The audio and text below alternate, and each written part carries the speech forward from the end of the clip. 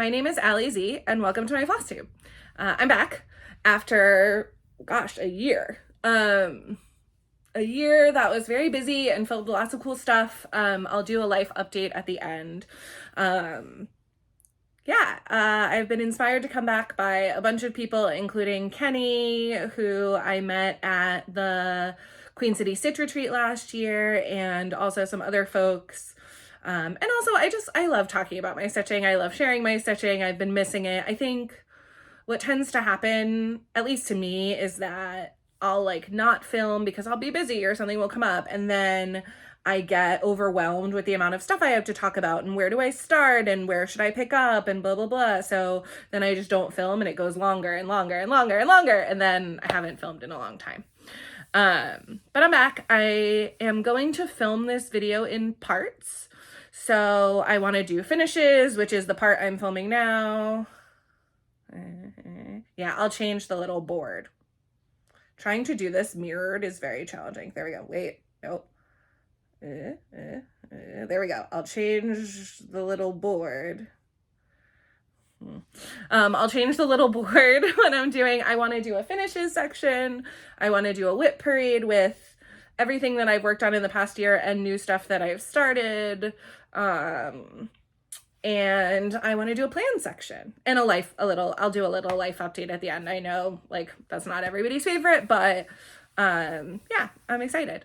So welcome back. So we're gonna start out with my finishes. Okay, so here I am. I hopefully edited in like a little transition there for my finishes.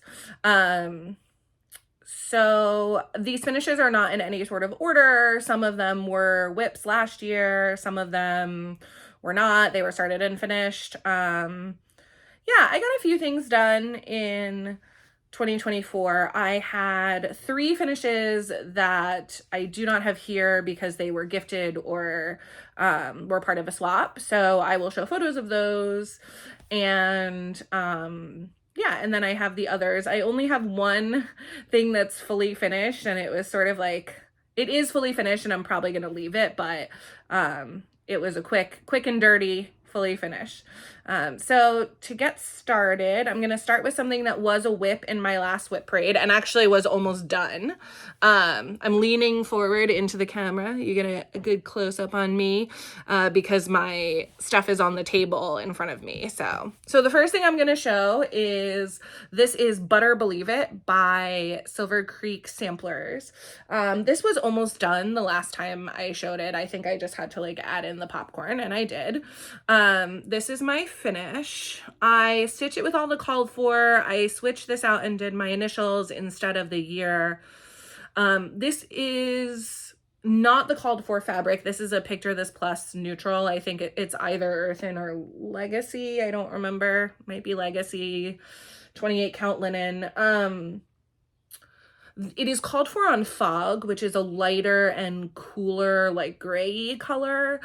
And I am sort of wondering, I love the way this looks. I'm sort of wondering if maybe I should backstitch some of the popcorn, because I do wish that it popped a little bit more on the fabric. But the point is not the popcorn, right? The point is the lettering. And so I think it looks good. At some point I'll frame it. Yeah, I feel really good about it. It's really cute. I would love to have it up. I've been thinking about, actually, I have a powder room downstairs and it's red, like it's painted it's red. And I've actually been thinking about finishing my smalls and or not even finishing them and just like tacking them up in my powder room. Cause it would be like a fun way to get some stuff displayed. We use the bathroom all the time, so I'd get to see them. A lot of my smaller pieces especially are sort of like cute or snarky or like not things that are like things that I need to like make space for in my house, but it would be fun to be able to see them up. So I would love to do that. As I say it, I'm like, yes, I should do that, but that would require me to like buy frames and then hang stuff in that bathroom. But could be cute to do like a little gallery wall thing in there. I don't know, but here it is. I have a lot to say. Maybe you should get popcorn. I sort of want to I don't actually want to restitch this, although it was a really fun, quick stitch. I like Silver Creek Samplers patterns a lot. I have several of them. I want to start a new one. It was a really fun stitch. I sort of want to do a new version that says you have a lot to say. Maybe I should get popcorn, but yeah, I've stitched it already, so don't know that that's going to happen, but here it is. Very cute. This is, I feel like I actually have decent light here. This is pretty true to color. It might be getting like a little bit blown out, but not in a bad way. So yeah, there you go. This would be a good screenshot for my video. I have a lot to say. Maybe you should get popcorn and some stitching for watching what I'm sure is going to be a long ass video. So there you go. Next up is something that was barely started the last time I filmed, and that is the Hipop Sampler by Shaded Stitchery. This piece was designed by Nuri of Shaded Stitchery as a sorry, brain fart. I was thinking about Shaded Stitchery and all the designs of theirs that I love. But this piece was designed as a tribute to the 50th anniversary of the birth of hip hop. I love this piece. It's really cute. I stitched it on a piece of 14 count Aida by the City Ferret, who is a dyer in the UK that I love, who does like really cool, vibrant fabric. I have a lot of her stuff. This piece actually was a travel piece for me. So I traveled a ton in 2024, and this piece was great for travel because it was on 14 count Aida, so super easy to see. The vast majority of the stitches are in one color.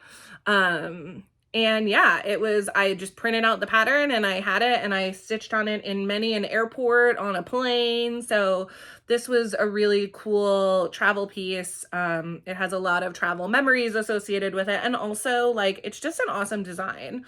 I love Shaded Stitchery. I want to start another one of her patterns this year, and I own several and I've just been debating which one I want to start.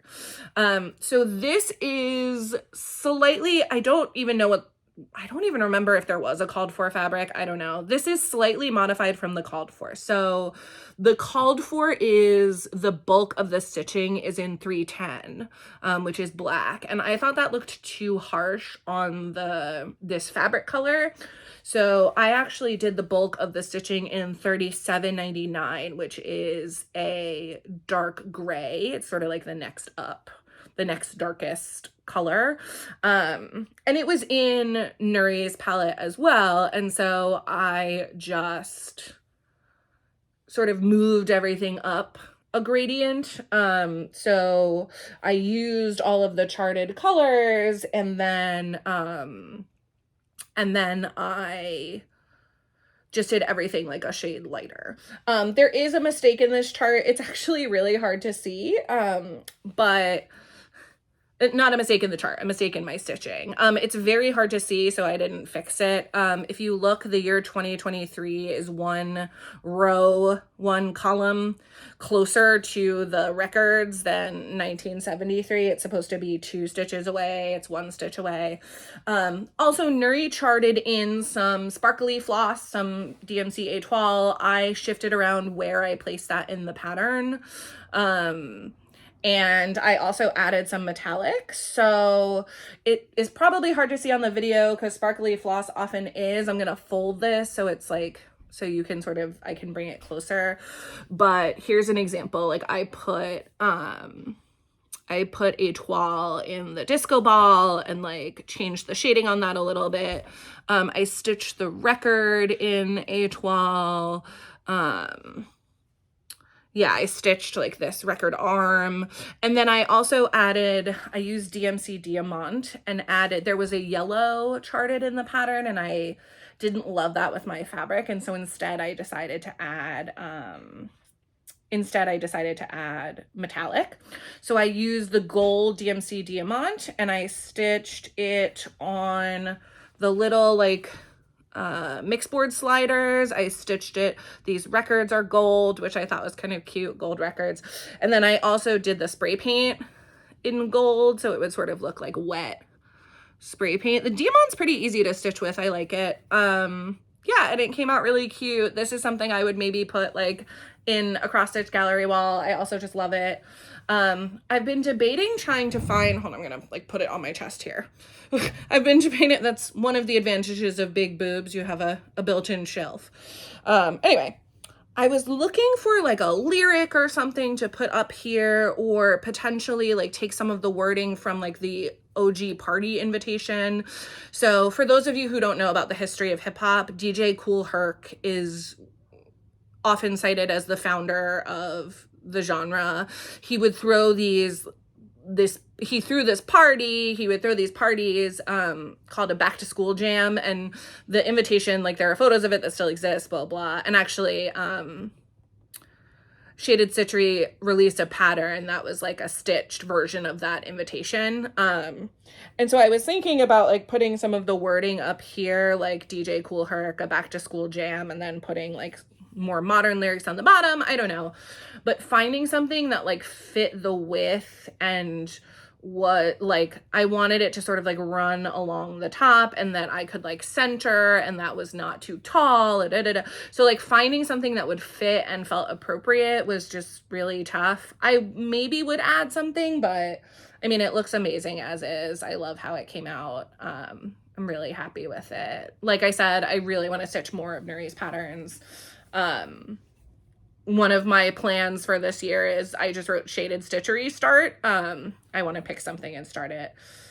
This year, I feel like people last year, it felt like it was very trendy to do like limited starts or, 24 and 24, or to go in the opposite direction and just do like a bazillion starts.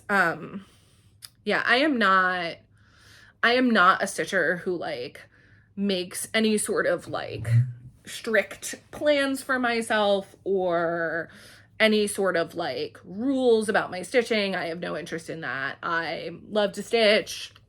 If I'm like in a swap or something, obviously I get my stuff done on time, but I stitch what I want when I'm like in the mood for. If I'm like really loving a piece, I'll stitch on that until I don't want to stitch on it anymore. If I am if I'm not into something, I'll put it aside. I try not to make rules for myself. Certainly there are some pieces that I have some goals for this year. And for example, the Queen City Stitch Retreat this year is Mirabilia themed again. So Nora Corbett's going to be there. So like I've been starting a bunch of Miras and I've been sort of, motivated to start those because I want to bring them to the retreat. But like, I stitch what I want when I want. I don't make rules for what I have to stitch when. Yeah, so another finish for me, a small finish during June, I really wanted to stitch pride themed and like rainbow things. I'm a queer stitcher. I know a lot of queer stitchers. I also just love all rainbow everything. I'm like a very colorful person. And I also am a member of Bad Stitch, the Patreon for Bad Stitch. Amanda, the designer, is amazing. I really love her stuff. And yeah, I love the Patreon designs and I hadn't stitched any of them. And I really like them. I don't tend to gravitate towards smalls. There are a lot of smalls I really love, and certainly they're what I tend to show in my finishes because they don't take long. But, really my thinking is sort of like, if I'm going to stitch, like I might as well put stitches into the giant pieces that I love, as opposed to like stitch a bunch of smalls that I like and are very cute, but like are not going to put me any closer to finishing the like behemoth piece that I'm working on. So I don't tend to stitch a lot of smalls. That being said, I love Bad Stitch. Yeah, her patterns are great. Her Patreon is a great deal. I've been working on spending less money. And so I've really cut down on my subscriptions. I've like cut out all of my Fabric of the Month subscriptions, but her Patreon is one that I have kept because I really like the patterns and she's a smaller designer. And so I really want to support her. So with all of that said, she released a design called Pride Tea, I believe. It looks like this is my finish of it. So the wording was not in the design. It was a teacup, and then she gave different colorways for different pride flags. So you could sort of put in whatever colorway you wanted. This is on either 28 or 32 count Lugana. Jody from Steel City Stitchers used to have a Fabric of the Month club where you got 2/8 yard cuts a month. And this is on one of her fabrics. I love pink. I thought it was good for Pride. If I bring it closer, I don't know if you can see, I don't think you can really see, but I used a toile for all of the sparkle, the little like Pride sparklies. So all of that in there is sparkly étoile, and all of this is sparkly étoile. And I just did like a cute, yeah, I just did like a cute rainbow gradient up the plume. And then I also added the word queer on the bottom. That was a free, I think I used like Lord Libidan has a website, like a blog post with a bunch of free alphabets. I just picked like an alphabet I thought was cool and stitched the word queer underneath. I sort of wanted to stitch like queer is magic. Like, it's really queerness is magic, but queerness just doesn't roll off the top. But also like queer is magic. I don't know, but I might put queer magic, but like I'm not really like a magic, like witchy. I don't know. I don't know, but I like it. I like it. I would consider this a finish. Yeah, it came out really cute. I would absolutely stitch it again. It was really quick. Yeah, and I would stitch it again with like different Pride. I would stitch it with by Pride colors for myself. I would absolutely stitch it as like a gift. Yeah, it's a really cute pattern. And this is an example of one of the Bad Stitch Patreon patterns. So came out really cute. I love it. That could also, see, as I'm holding all these up, I'm like, these could all go in my little like gallery in my bathroom. So then my other, so the other two finishes that I have with me are both Autumn Lane Stitchery. So the Queen City Stitch Retreat, which is run by Amy of Fiber Arts Amy and Maggie of Kitschy Whips. Their retreat this year, well, last year now, their retreat in 2024 was Autumn Lane Stitchery themed. So Cassandra and Erin actually came to the retreat and spoke and were just so lovely. I mean, I'm not surprised that they're really lovely. Like, they've always seemed lovely on Flosstube. Like, they're really sweet.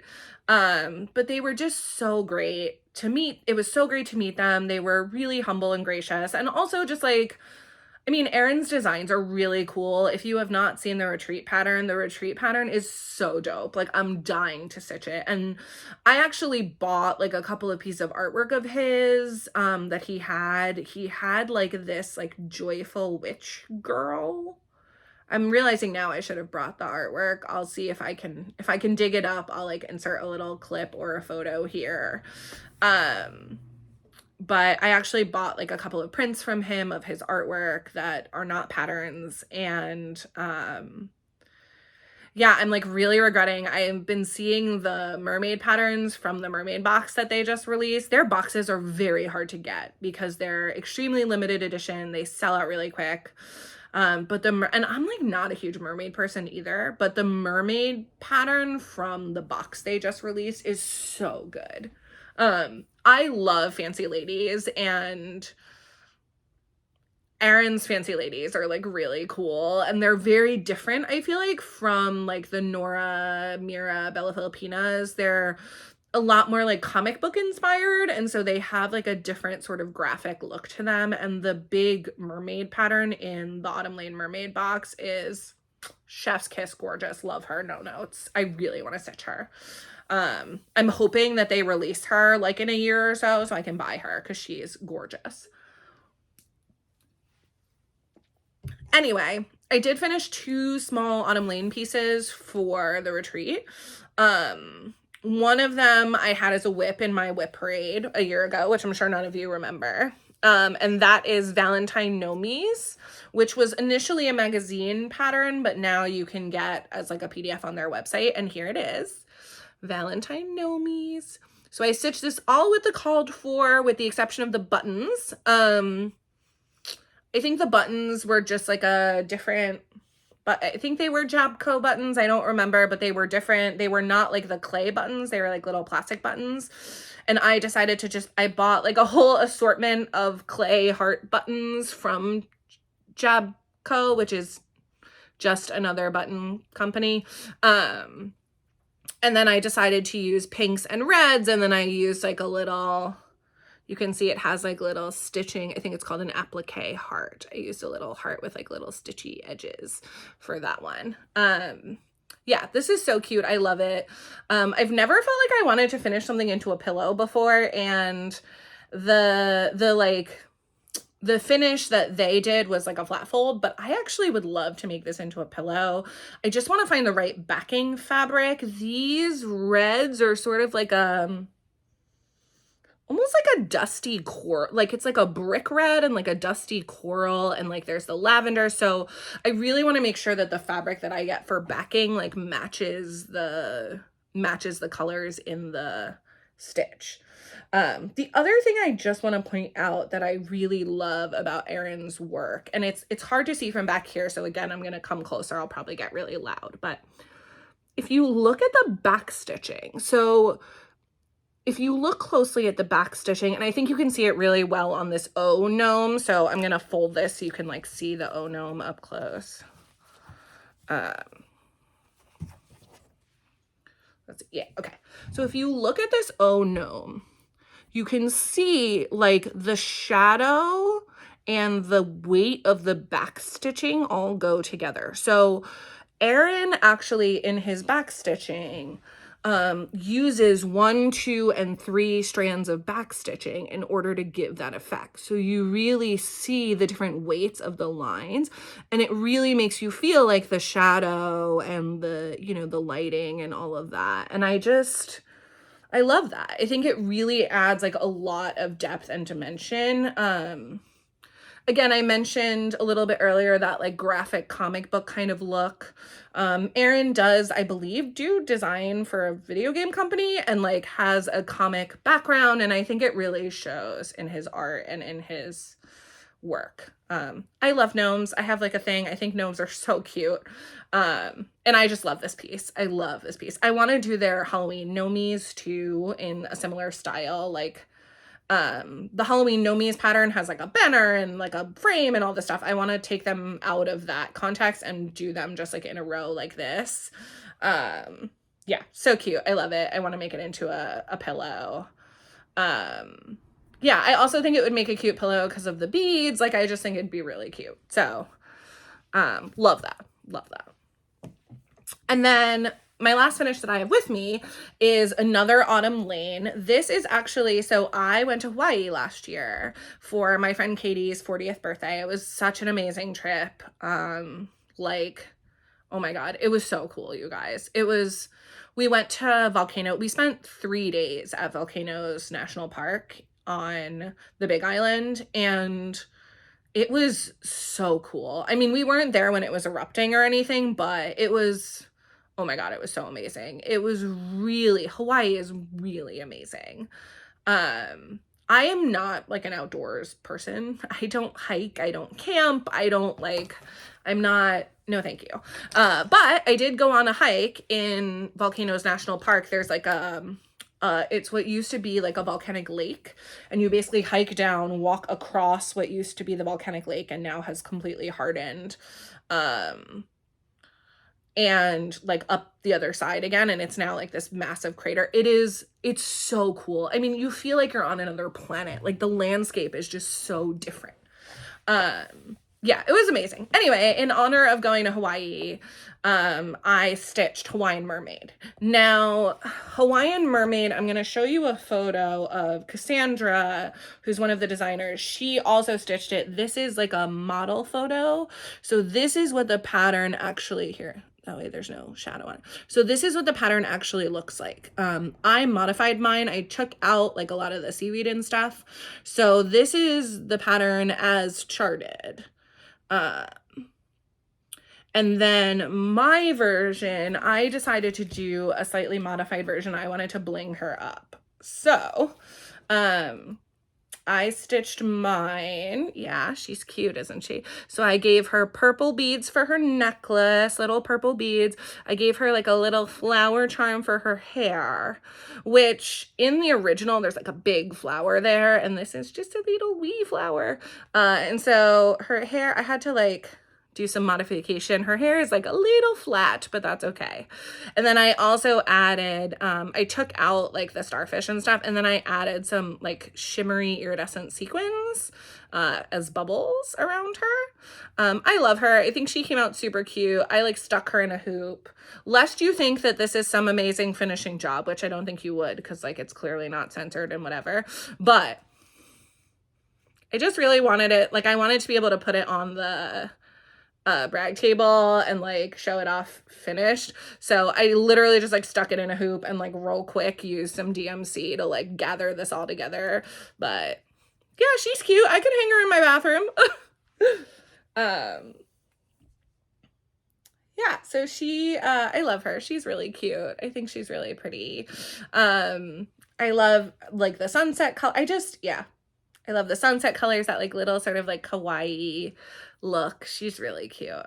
And honestly, like, you know, originally I was like, the seaweed doesn't add much. I don't know. But when I look at like when I look at the design as charted, sorry about all the going around, like I like the way the seaweed frames it.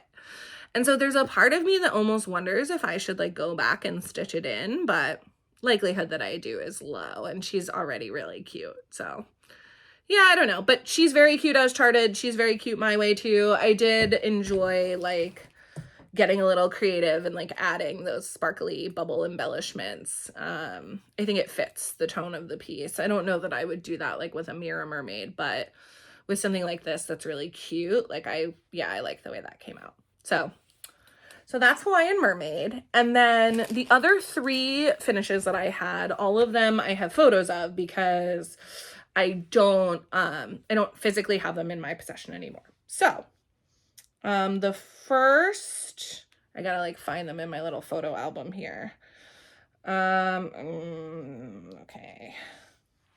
So the first, here we go, favorites. Okay. So the first, so the first one that I'm going to show is, I went to a like friends retreat. It was really fun actually. So I went to the Steel City Stitchers retreat in 2023. And when I was there, I sat with a table of really great women, and we really hit it off. And so in early 2024, we rented a house in Columbus. It was great. Columbus, Ohio was sort of like a good central meeting place for all of us, and there was a cross-stitch store there, so we all met up there, and we did a smalls exchange that was personalized to the person that we were gifting to. And so I have a picture of everybody's small, and people just did a really beautiful job.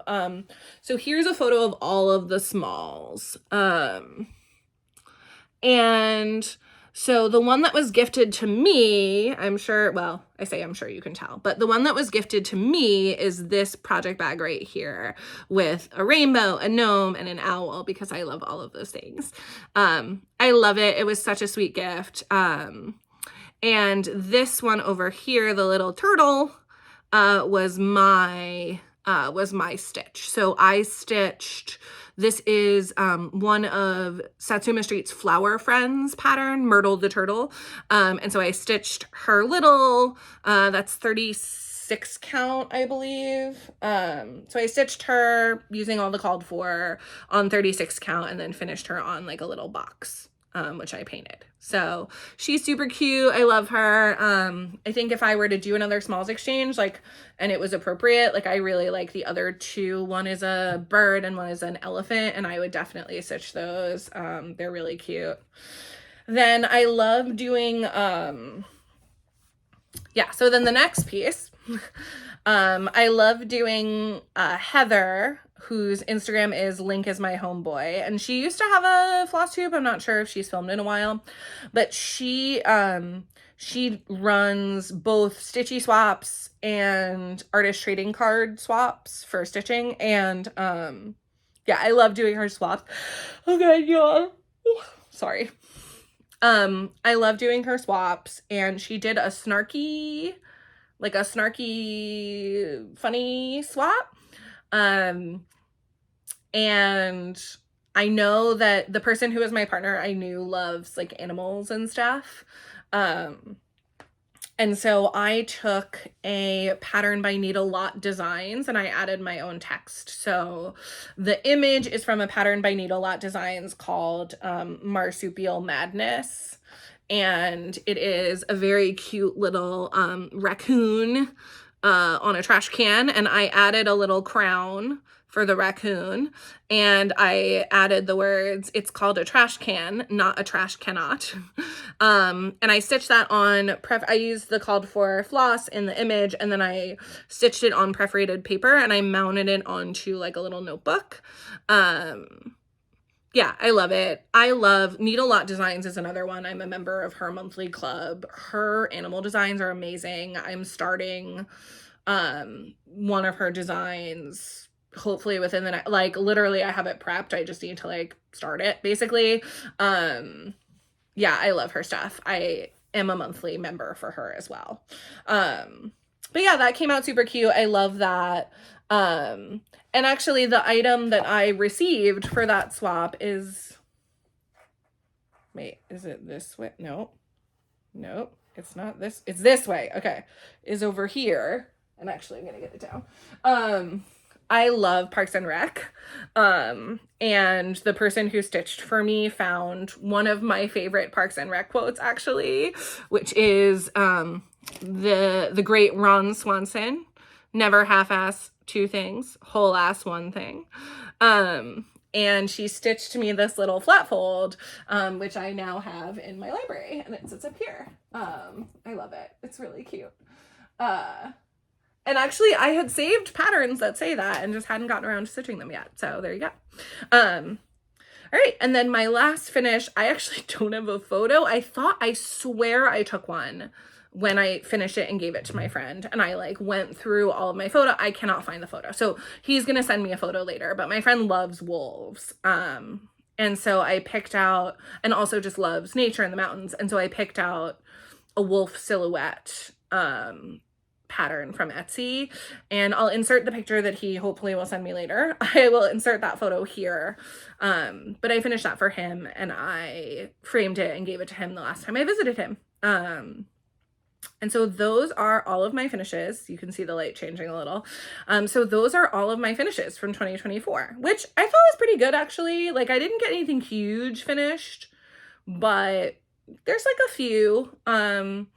I'll be honest, I didn't stitch as much in 2024 because I learned how to sew, and I got really into sewing and quilting. And so I've been doing a lot of sewing and quilting lately. And so my stitchy bug was kind of gone for a while. I was still stitching, but not much. And it started to come back though. The season of WIP parades has like really brought my stitchy bug back. Also, I like was really committed to getting my queen bee like stitched. I really wanted to finish her. And so I was working a lot on my queen bee, which you will see in the next section of my video, which is my WIP parade. So I'll see y'all on the flip side.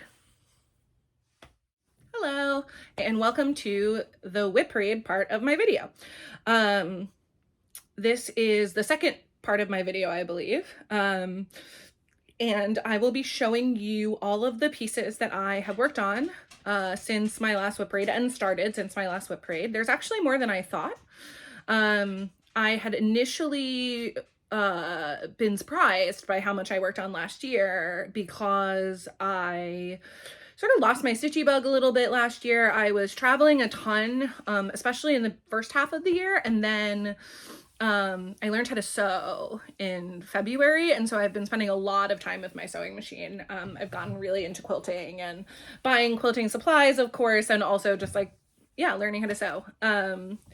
So that stole a lot of my crafty energy for a while, but especially with seeing everyone's WIP parades and everything, I'm back, baby. And yeah, I've been feeling really highly motivated to cross stitch again. So yeah, here I am. Yeah, so these WIPs are not in any particular order. I am just pulling them out from the bags next to me. I have some set up in front of me, and I will just be showing them as I pick them up. Hopefully the light's okay. It's like a little dark in person, but I feel like on the screen, like it looks pretty good. So yeah, hopefully it's not too dark. If it is, then I will have to refilm, I guess. All right, so we're gonna start with the WIP that I am like so excited about, that I am working really hard on, that I am determined to get done this year. And I've gotten a lot of progress on her. Also, if you hear little tippy taps, that's my dog, Lucy. She just came to say hi. You can't see her because she's sitting down there, but she's really cute. I'll put a photo of her in here. I love her. She's a silly goose. She's my goose. Yeah, I'm a big dog person. You'll see I have a dog WIP later on, but yeah, anyway, so back to the WIP parade. Yeah, so I'm really excited about this piece. I have made a ton of progress on it. I'm continuing to make progress on it. It is stunning. This is Queen Bee by Mirabilia. I will insert a photo of what she will look like when she is complete. She is really close, guys. She's my first Mira. I've completed 2 Noras so far, and she is my first full Mirabilia. For those of you who are not aware, although if you've gotten this far in my video, you're probably aware, Mirabilias are much larger than Nora Corbett. Even though they look similar in the photos, they're a lot more complex. And this Mira in particular, she's not one that you see stitched very often, which is a shame because she's gorgeous. I know a few people have started her and are working on her. Every time I see her in a WIP parade, I get like super excited because I just love her. And the minute I saw her, like I was like, oh my God, I have to stitch her. So Queen Bee, she is obviously bee themed, but to me, she has like a very Queen of Hearts vibe because of the red dress. So here is my WIP. I am stitching her on 32 count dark gilded Lugana by Mystic Fabrics. And I really wanted a bold fabric for her, and I wanted something that gave that like, that sort of had that bee vibe. So here she is. She is so stunning. So I'm going to hold her up a little bit closer. So as you can see, I finished all of the cross stitching. I have also finished beading and back stitching her entire top half. So I finished beading that entire honeycomb stitching and beading that entire honeycomb structure, which is gorgeous. And I also beaded and back stitched the top of the queen. So she is done up to her gloves, and what I have left to do is the beading and back stitching in her skirt, which is a lot. All those empty holes are beads, and yeah, but she is so, you guys, she is so stunning. Like, even on the video, I'm like, wow, and in person, like, it does not do her job. She is so sparkly. She is so beautiful. And honestly, she's a joy to work on. I really, really enjoy stitching her and just seeing the whole thing come to life. I mean, and people talk a lot about Nora Corbett, the designer's skill with shading and fabric, meaning like the shading of dresses and stuff. And you can even see like in this scroll work in the stone, like, look at that. And that is all achieved. There's no backstitch in that. That's all achieved with shading and color. And it's just stunning. It's stunning. It's stunning. Yeah, she's unbelievably gorgeous. I love her. Yeah, she's amazing. And fun fact, she is signed. I had Nora sign her on the bottom. So in 2023, Nora Corbett was the guest at the Queen City Stitch Retreat, which is in Charlotte every October. And so I had her sign my Queen Bee, and I would like to also sign her. So I have Nora on the right, and I want to sign here on the, sorry, Nora on the left. Well, on the right. But anyway, I want to sign her here because I'm the I'm the other artist for this piece. Yeah, she's beautiful.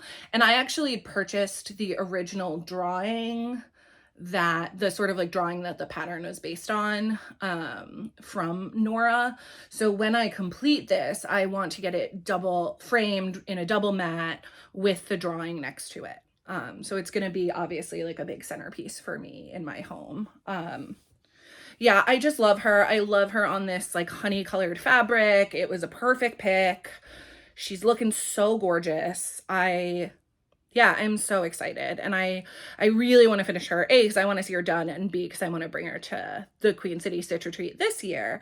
And Nora will be returning as the special guest artist. So I really want to bring her and show her off. Yeah, she's stunning. She's just, oh, she's gorgeous.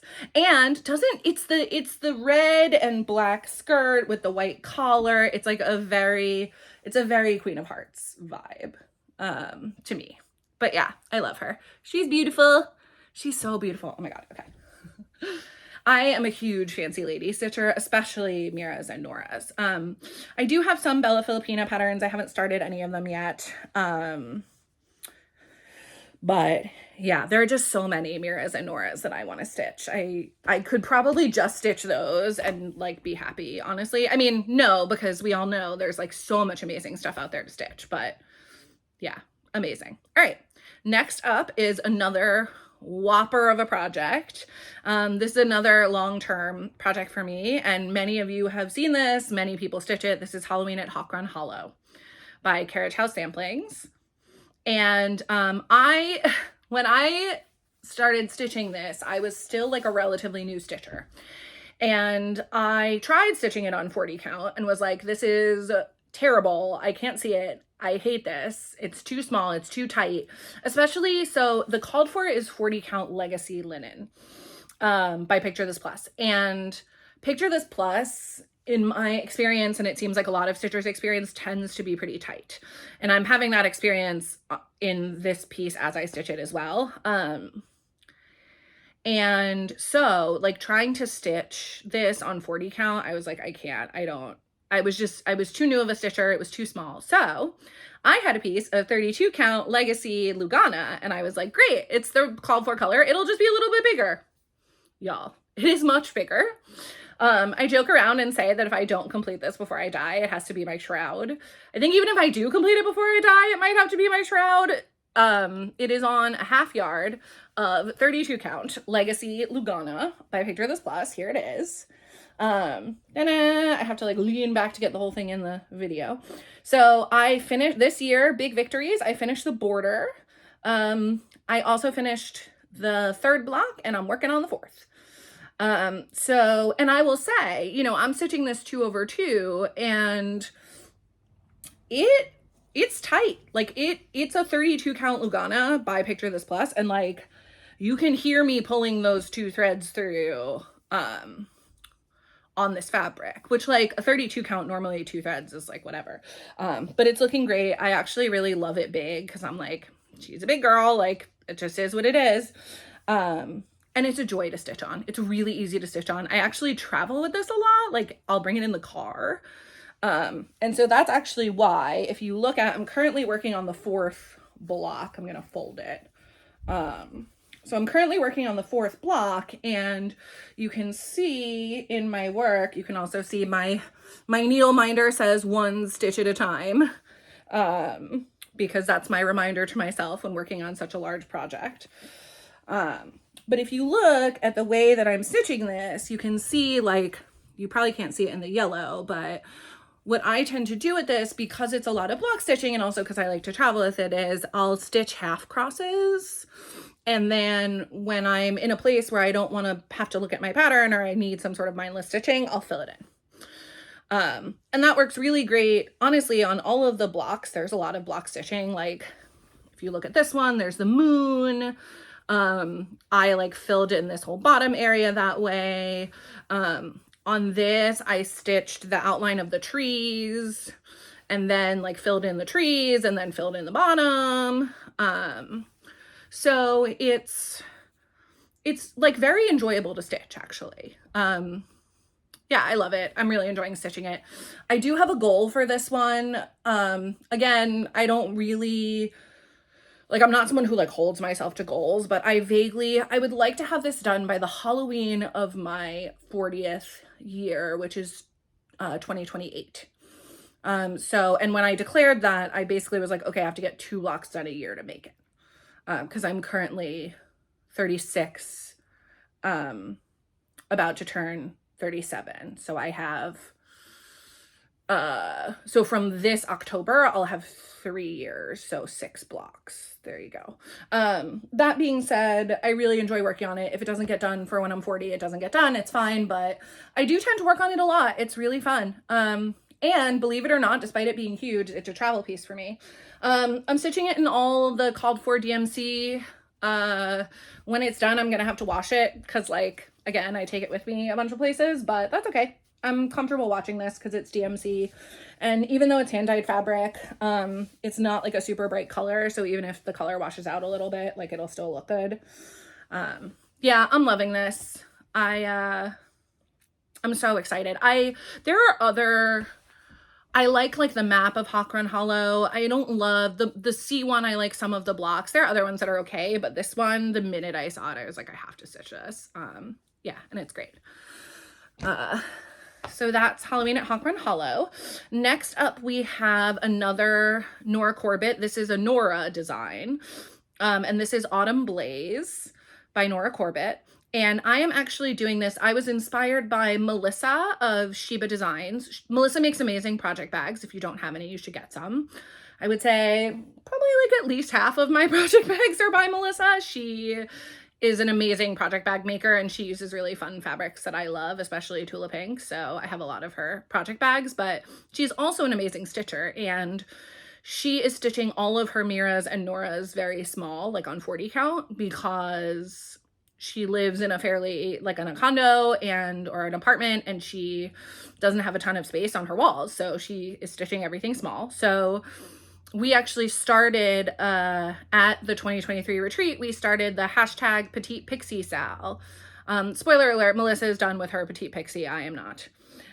So this is Autumn Blaze, and I'm stitching her very petite.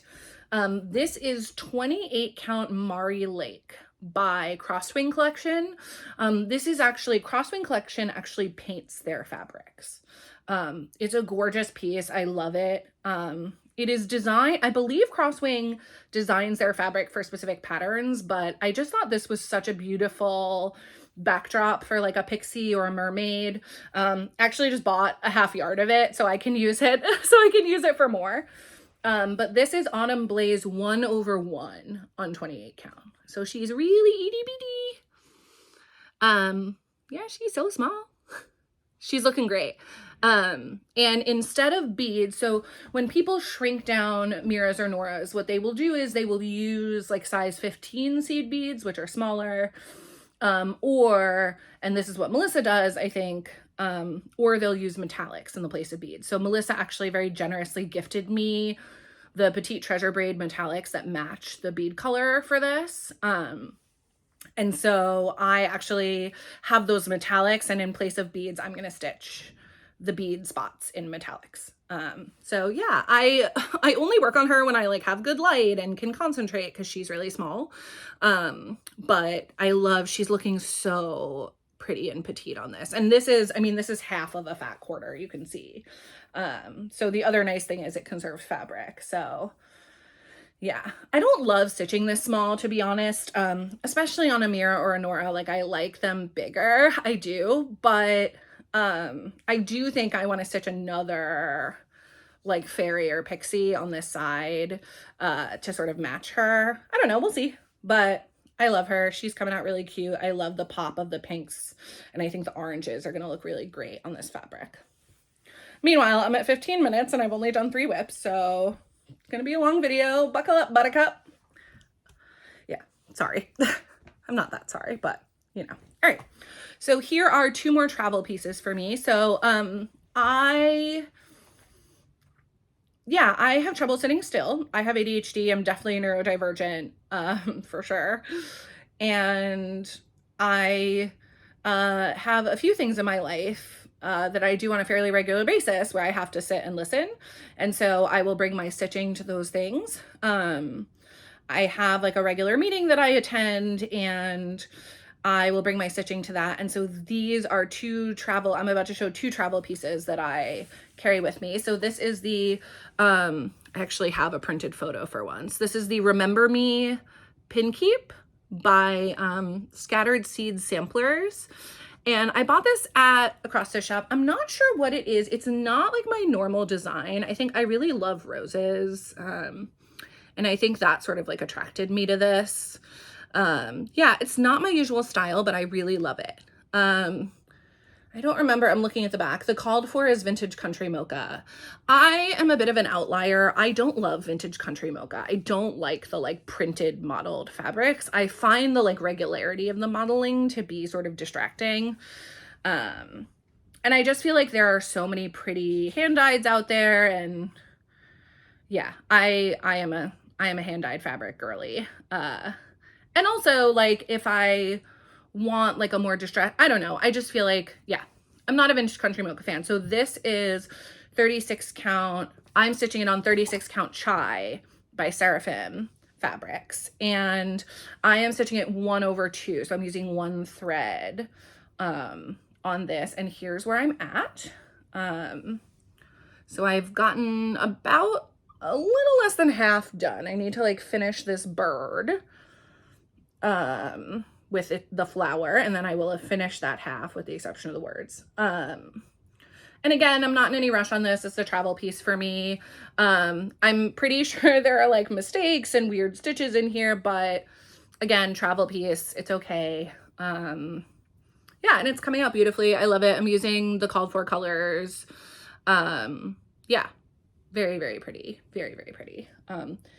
And not my usual style, right? Like I normally wouldn't go for such muted colors, like there's a lot of like greeny, browny, like earthy tones in here, but yeah, it's really pretty and it's small. So it's a good travel piece. Also nice because it's 1 strand, so like it's a good travel piece for that reason too. And then the other travel piece that I'm currently working on is Not My Pasture by Dirty Annie's. And it looks like this. I think it's adorable. It also is very much a message that I have been trying to internalize for myself. I love helping people. And that's a good thing, right? Like I love helping people. I love helping people fix things. I try to be a very generous person. But that also means that I can overstep and think that I can fix stuff that isn't mine. And so I am constantly trying to remind myself that like I can only control my own stuff, and sometimes things don't belong to me and I don't need to be involved. So I'm stitching this. I did not have any of the called for. It's called for in a combination of Weeks, Classic Colorworks, and Gentle Arts. It's a small piece. I was like, whatever. I have an extensive hand and overdyed floss stash in addition to fabric, and so I was just like, I'll just kit it up from my stash. Mine is a mixture of all sorts. It's like, I think I have like 1 Leo and Roxy, 2 water lilies, like a random, I did a Fangirl Fibers box that I'm using a color from. Yeah, it's just like random stuff from my overdyed floss stash, both silks and cottons. And this is my WIP. As you can see, I'm almost done. Yeah, she's super cute. I love how, well, the cow is a he because it's a bull. He is super cute. I love how it's coming out. This is a little ornament cut from Grace Notes Fabric. I don't know if you can see in the light, it's like a pinky. Yeah, you can see it's sort of like a pinky peachy color.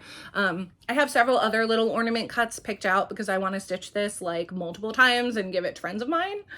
Yeah, and I'll switch out the flosses or not. We'll see. This is 2. Yeah, 2/2. No idea what the count is. Couldn't tell ya, but looks good. And I'm really excited about that. So those are my travel pieces. Now we're on to another Mirabilia. This was a start this year. So in the past, I've sort of limited the number of Miras and Noras I have going. So I was like, well, like, I don't need to be doing all those big projects at once. And this year I just sort of said, screw it. You know, the retreat's coming up, and in October, I keep mentioning it, the Queen City Stitch Retreat. And also, like, I really enjoy stitching on them, and who cares if they don't get done? Like, ultimately, so I will also say, I get a lot of anxiety. I don't like starting. People love starting product. I love kitting things up. I love picking stuff out. I love looking at it all together. But like the actual project starting gives me a lot of anxiety. I like worry constantly about whether I'm like starting it in the right place on the fabric, or, you know, what if I miscount and just screw everything up? And I am a like measure 17 times, like put a pin in it. I am constantly nervous about like somehow screwing up a start. So I don't love starting things, and especially Miras and Noras. Once you start them, you can sort of get going. But yeah, I don't love starting them. But I have many of these patterns kitted, both Miras and Noras. And I love them. And I thought about it and I was like, why don't I'll just start starting them. So this was a this year start. I had it kitted. I've been wanting to stitch it. And then for the first time in like 3 years, it snowed, and it's been a cold, snowy winter. And so I was like, all right, so this is Snow Maiden. I think it's the Snow Maiden. So this is not the same. There is a Snow Queen. She is like with a reindeer. This is a different pattern, as you can see. So this is Snow Maiden. Initially, when this came out, I was not that into it. And then Sarah, whose Flosstube is Lady Lugana, stitched this. And I saw her stitching it, and I saw the finished product at the last Queen City retreat, and she is so beautiful. She's gorgeous. And I just like, once I started really looking at her, I like looked at the colors and the design, and I'm not a winter person, but I just loved her. And especially because we're having a cold winter, like she's perfect. So I did start her. So here's my start. I decided to start her at the top, on her head. So here she is. I've like filled in her face, although I have not yet backstitched. Hold on, I'm gonna fold this a little so you can see it better. There we go. Okay, perfect. So I filled in her face. I've started on her hair. There are several colors in her hair, and there's like a lot of space. She's very sparkly, so there's like a lot of space for beads in here, but it's not a bad stitch because you can just sort of like follow the lines of her hair. I'm really enjoying her. I've been stitching on her quite a bit, as you can see, because I just started her like a couple of weeks ago. Which I've noticed this, my ability to judge like how many stitches something is very bad.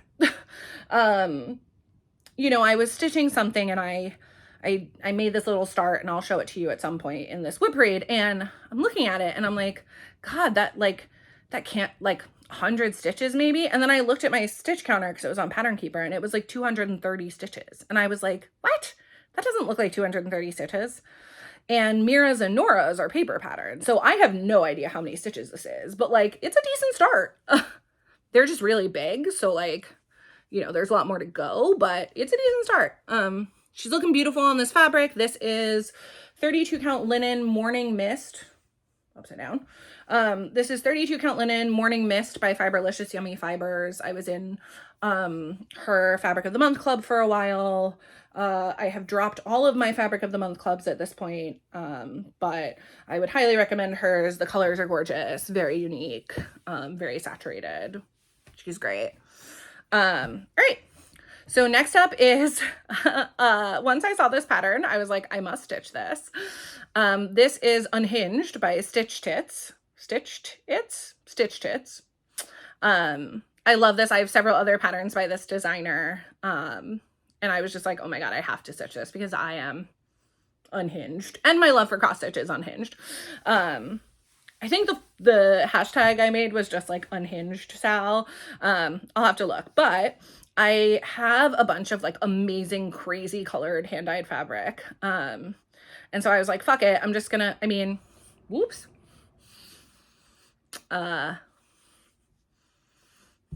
Screw it.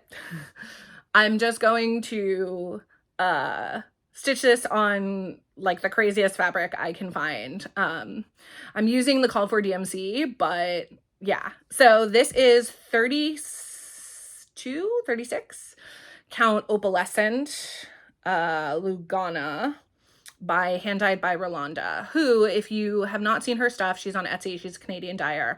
Also, I got to meet her in person at Stitch North, and she is a very lovely human. She's really wonderful. She's so nice, and her fabrics have a very unique look to them. And she does like these crazy one-of-a-kind fabrics that are just awesome. Anyway, so this is unhinged on some unhinged fabric. Got a nice little start in. I'm using all of the called for DMC. It's like these very bold sort of jewel tony colors. There's like a bold yellow, there's greens. Yeah, it's gonna look awesome on this. I love it. This weave, I believe this is a 36 count.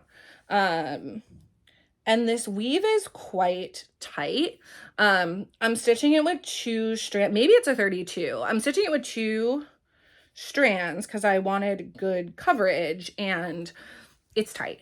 It's tight. It's hard to see, and it's tight. So I'm a little slower than I would like to be on this because it's not as fun to stitch on because of that.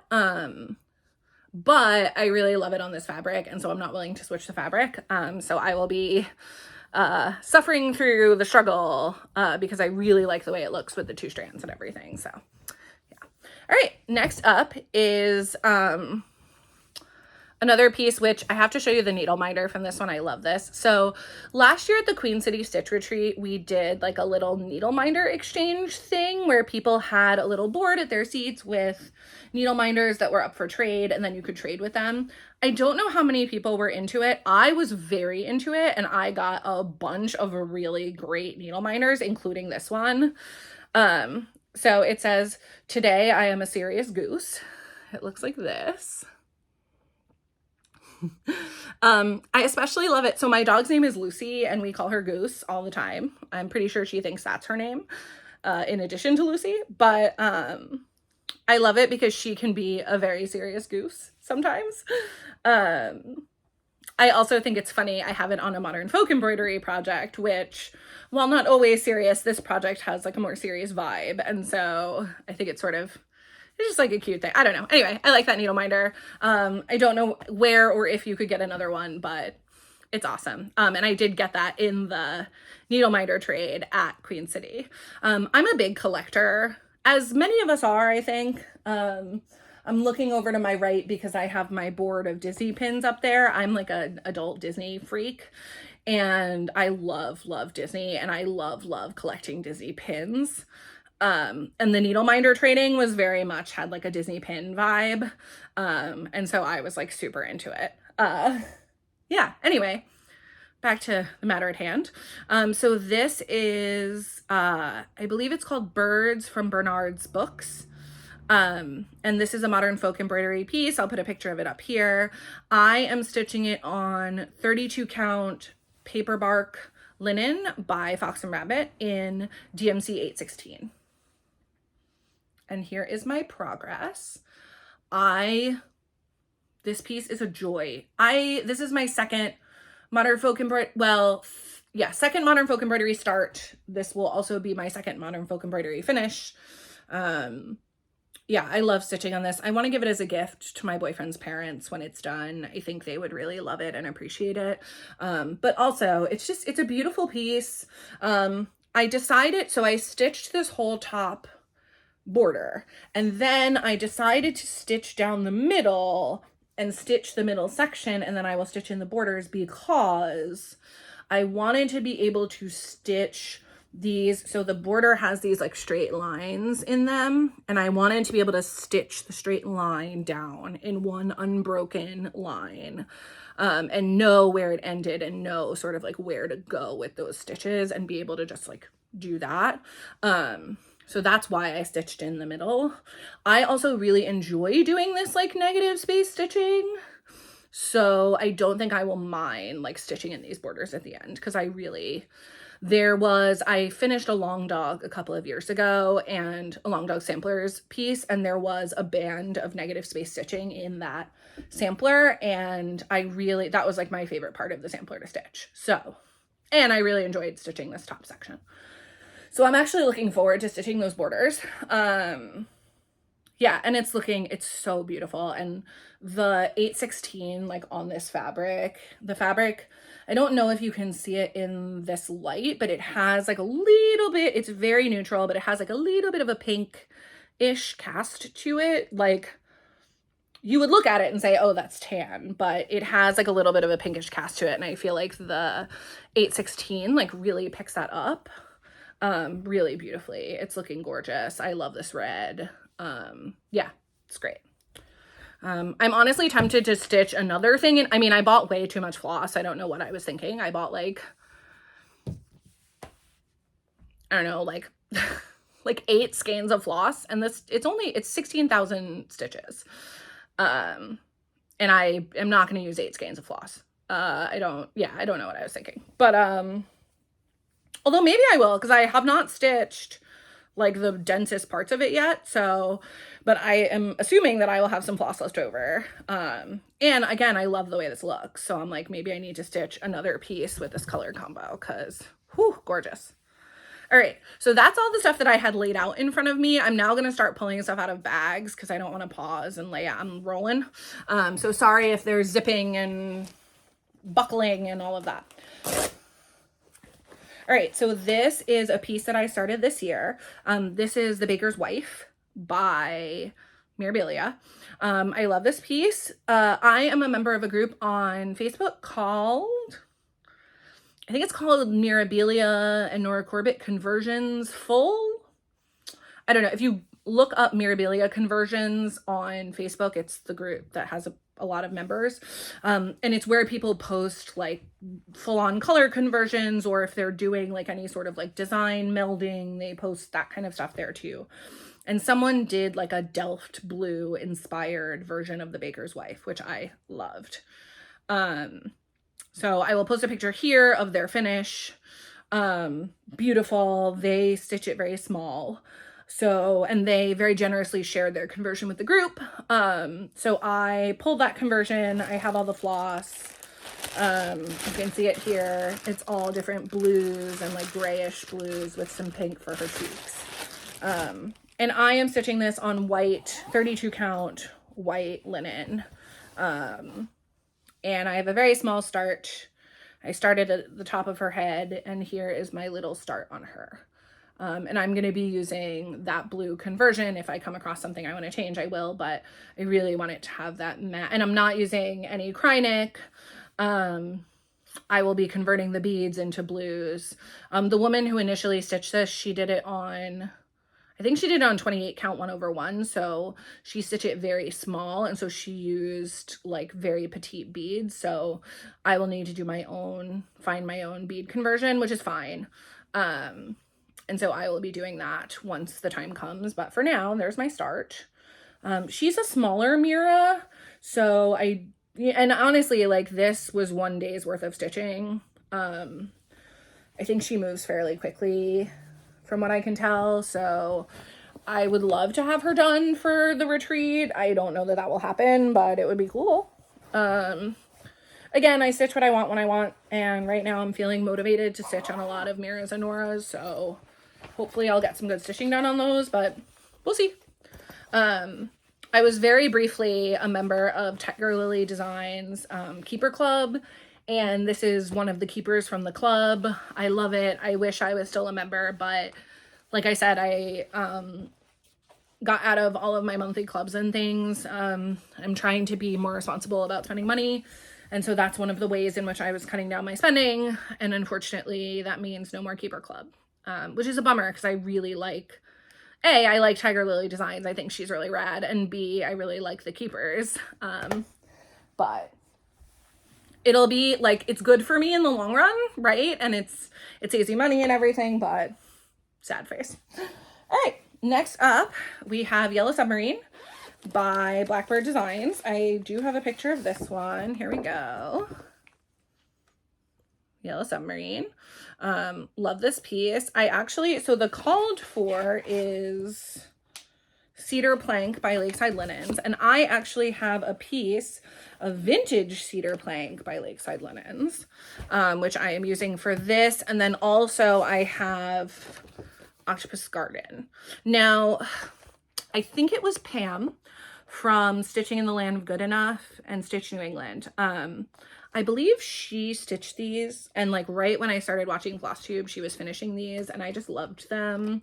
I have loved the Beatles since I was a child. And I just really like them. I think they look really cute in a bathroom, because they're both, you know, water themed. So I bought them, and I found a piece of Lakeside Linen. And this is vintage cedar plank, and I think their vintage is lighter, but this is what I have so far. So I'm outlining, sorry, it's very wrinkly because it's very linen-y linen. So I'm outlining the submarine so I can fill it in. And then I have one of the fish. Now it's interesting because I feel like it actually in some ways shows up better on the camera than it even does in person. So like this green here is very close to the fabric. Now it's interesting because someone, I think it was Stephanie from Cross Stitch the Globe, who I love, by the way. If you do not watch Cross Stitch the Globe, if you do not watch Cross Stitch the Globe, Stephanie and Allison are awesome. I love their Flosstube. I'm doing a couple of stitch alongs with Stephanie. I am going to meet her at StitchCon this year, which I'm like really, really excited for. It's one of the big reasons I wanted to go to StitchCon.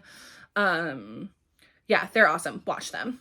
But she was talking about her Blackbird pieces, and she mentioned like some of these patterns are fairly old. This one is from, let's see, does it have a date on it? It does not have a date on it, but this is from like several years ago. And she mentioned that like the dye lots have probably, I mean, we know that the dye lots have changed on like Gentle Arts and, oh yeah, 2014. So this pattern is 10, 11 years old. And she mentioned like the dye lots. So Stephanie mentioned like the dye lots have changed on like Gentle Arts and Classic Colorworks. And this is stitched, these are stitched in all Gentle Arts. And I bought the called for Gentle Arts. I have them all. Here they are. But I was thinking about it and I was like, you know, here's the Gentle Arts, very pretty. And I was like, you know, she's probably right. Like some of these dye lots have probably changed. And so, you know, if I'm stitching, if I'm stitching on this fabric, which might be lighter than the called for, plus the change in dye lots, like maybe that's why this is like blending in, like, is that the back? Yes. Whoop. You know, maybe that's why like this is blending in so much, because the dye lots have changed, because it might be a lighter fabric, whatever. And so I've been sort of debating, I mean, obviously the submarine looks brilliant. I've been sort of debating whether I like that look of like the sort of like tone on tone stitching, or whether I want something that's like a little bit bolder. Because if you look in the piece, like I feel like it looks bolder. And there are a few colors, especially like in this fish, it's very hard to see. Here, you can see it if I put it up close. In this fish, there's like a design, and you can barely see that. So I honestly might add some other colors or like switch some colors around. Like I have a feeling the border I'm going to want to do in like a bolder color. So we'll see. But that's why I paused on this piece really, because I was feeling sort of unsure about the colorway.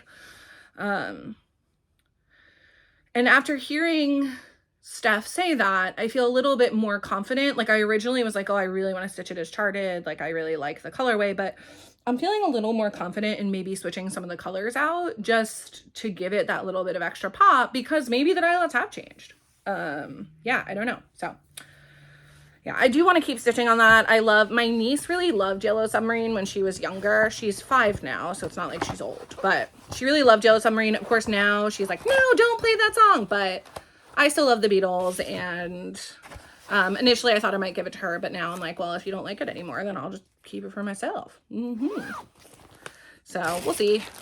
Sorry again for all the crinkling and wrinkling, but I was not taking everything out beforehand. It just wasn't happening. All right. So now I'm going to show you my 2 full coverage WIPs, one of which I might actually finish in my lifetime, one of which I probably will not, which is fine. So I'm stitching on 2 different Hades. The first one is Mini Teacup Bath by Randall Spangler. I love Randall Spangler. I would probably stitch all of his things if I was a faster stitcher. But I picked Mini Teacup Bath because I love reading and I love dragons. Here is where I am at with the needle minder and a trailing thread. So I have started in the top left corner, and I have, so you can see I've like filled in that book. And if I get closer, so you can actually see, so the size of this piece, see that little blue line in the corner there, and then on the bottom here. So here we go. Okay. Yeah, so it's just this tall. Yeah, you can see like the little blue corner on this side too, about 1, 2, 3, 4, 5, like 5 or 6 squares up from the bottom. So this will not be a big piece when it's done. I'm doing it 1/1 full cross on 28 count easy grid. This is 40 something thousand stitches, I think. So certainly not small, and I am not a fast stitcher. You know, I always say I wish I was faster. It's not because I like care about being fast. It's because there's just so much cool stuff I want to stitch. Like, I wish I was faster so I could, and I'm a process stitcher. Like, I really do enjoy the process of stitching. I'm not someone who's like, I have to get things up on my wall. I really want to see it done.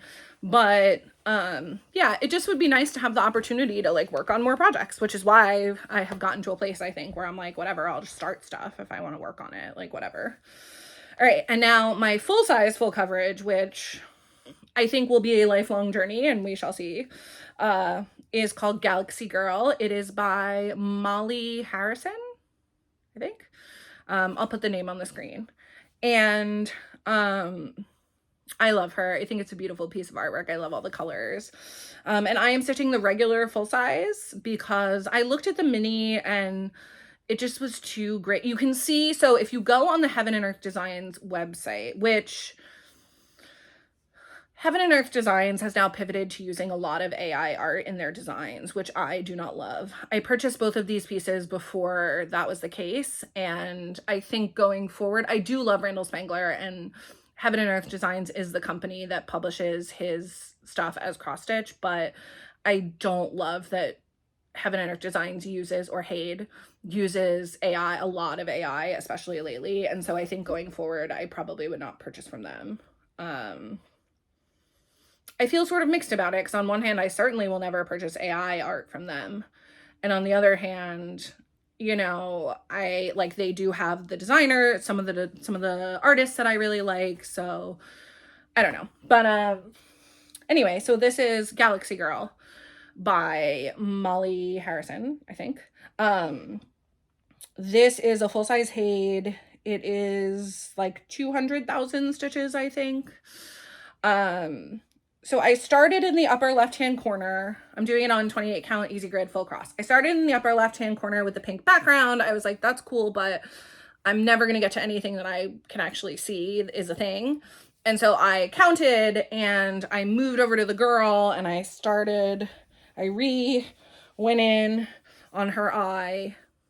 And I've also been stitching in that section of her eye.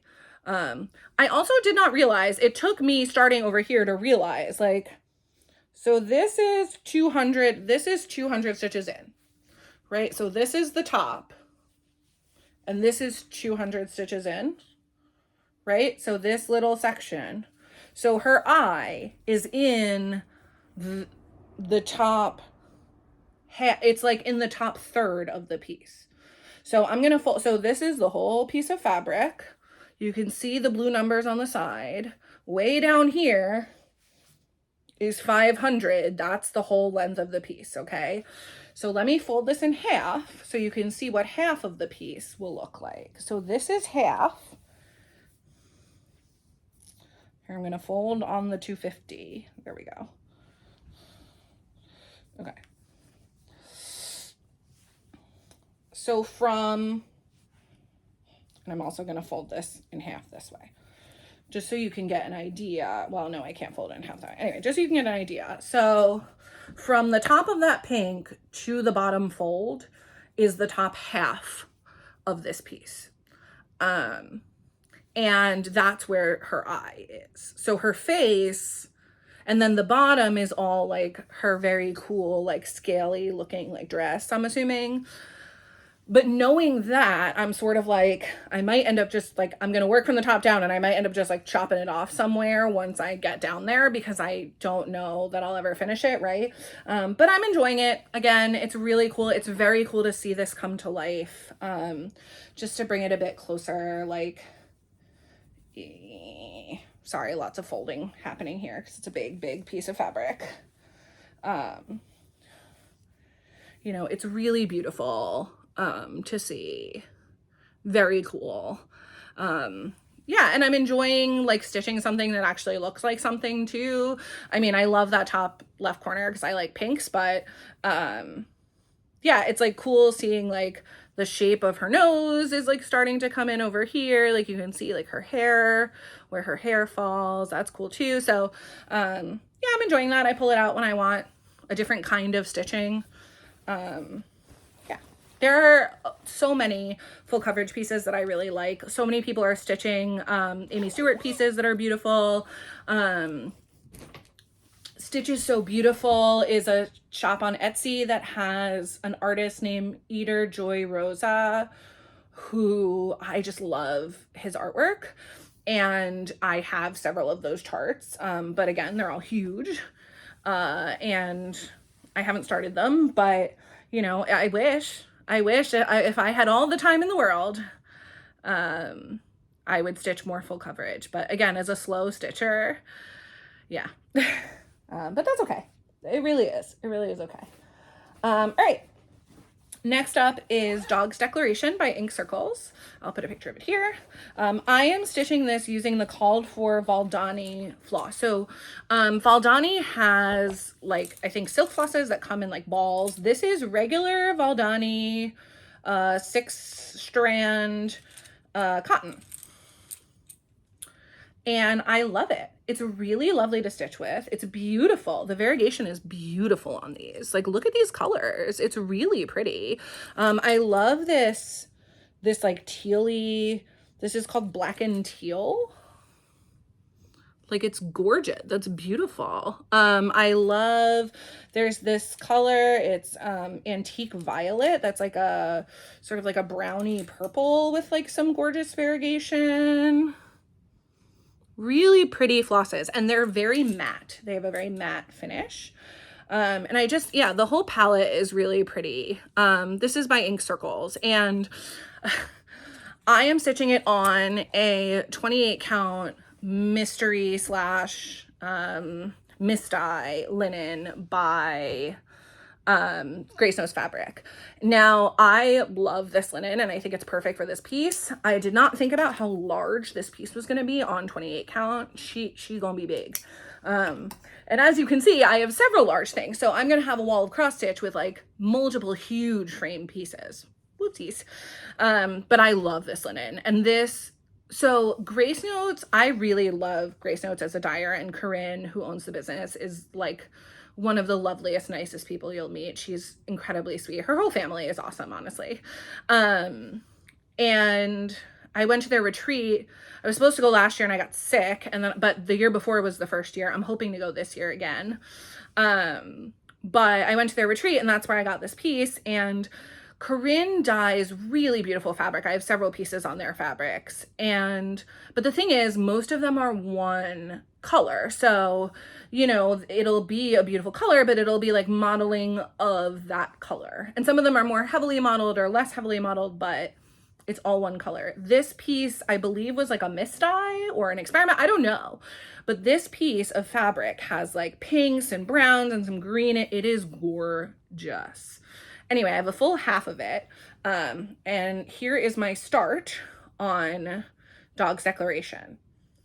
And again, I'm realizing, and like, look at this gorgeous fabric. And like, I don't even know, I've never seen anything like this. Like, it's just beautiful. Yeah, I love it. And actually Hannah Dowling, who also has a Flosstube and is also really awesome, she also started her dog's declaration on the other half of this yard of fabric.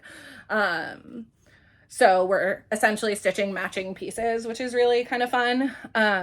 But this is my start.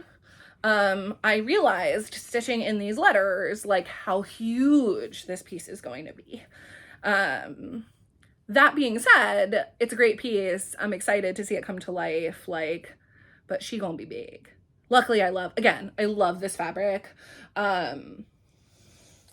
I think I knew it was going to be big starting it, and I like was willing to do it for the fabric. That being said, it is going to be big, and I love this fabric for this, and I like wouldn't trade it. I think it's coming out great. And again, stitching with the Valentine floss is lovely. I don't know why more people don't design with them because they're beautiful. And that like matte look is really cool. And the variegation's really pretty. Like, I'm into it. It's cool stuff. All right, next up is Spring Quaker by Leela Studio. A lot of people are stitching these seasonal Quakers. This is the spring one. I have decided to stitch all of mine on 40 count. This is 40 count. Oh God, I have no idea. I probably wrote it down somewhere. Is it on the fabric? I don't know. I believe it's the called for. It might be Milk and Honey. I don't know. I think it's Milk and Honey by Fiber on a Whim. So this is 40 count Milk and Honey by Fiber on a Whim. I'm like 95% sure that's what this is. Here's my little start in the corner. So I actually am doing a bit of a color conversion on this. So I am not like a huge brown fan, and there's a lot of brown in this pattern. And like brown is fine for some people, but I'm not a brown person. So I actually decided to do a bit of a conversion. So, I am sort of converting as I go, but I basically picked out two like rosy, dusty pinks to go with the color palette that I will be adding, and I will be stitching a lot of the Quaker motifs in those pinks. So here's my start. And then let me grab, so this is my little thread sorter doodad with the color palette. So this is the color palette. It's these, here, I'll hold it up on the fabric so you can actually like see it. And it's funny too, because I actually don't have a lot of the browns on here, but there you go. These are like this is the, I'm not doing a good job with this. Hold on. Okay. All right. There we go. So that is part of the color palette. And like these browns, the 829 and 839 are like the two browns that most of the pattern is stitched in. Like, again, not a brown person. Here's the other side with the greens and reds that are in parts of the pattern. So I looked at those colors and I was like, yeah, these are pretty, but I don't want to steal only the colors from the pattern. So I pulled a bunch of different like dusty pinks and reds. And so I pulled, these are, hold up the fabric. So this is 223 and 3722. And those are the two pinks that I have pulled to sort of go with, here, I'll pull out to sort of go with the rest of this color palette. And I think I know it's hard to see the vision when it's like all cockamamie like this, but I think it's going to look really nice. I like it a lot. I also bought, so she initially charted this one in variegated threads, color and cotton, and gentle arts. The other seasonal samplers are charted in all DMC. And so I initially was like, I don't know if I want to add variegated threads to any of them, but I did purchase 3 variegated threads that I thought would also potentially work. So this is Terracotta by The Gentle Art. This is Clay Pot by Classic Colorworks. And this is Old Brick by Gentle Art. And so these 3 are a little bit variegated, and they are also, they're close to the DMCs. I mean, these are especially the two pinker ones. So these are the DMCs, the two DMCs that I pulled. So you can see like they're pretty close. And so I'm still sort of deciding if I want to incorporate in like a couple of variegated threads for each of the patterns. I don't know yet. I think I might just stick with the DMC, although I do really love these. So we'll see. I just dropped one. But yeah, I'm enjoying stitching on this. I really love the message of this one, the wording in it, which is no matter how long the winter, spring is sure to follow. It reminds me of one of my favorite quotes of all time, which is a Camus quote that says, in the midst of winter, I discovered in me an invincible summer. I love that quote. And it echoes that for me. And I like spring. Spring is my favorite season. I'm a May baby. So, yeah, I love the spring. And I'm excited to stitch on this. This is the one that I am sort of the most excited about, especially with those pinks. It is on 40 count, which is an adjustment for me.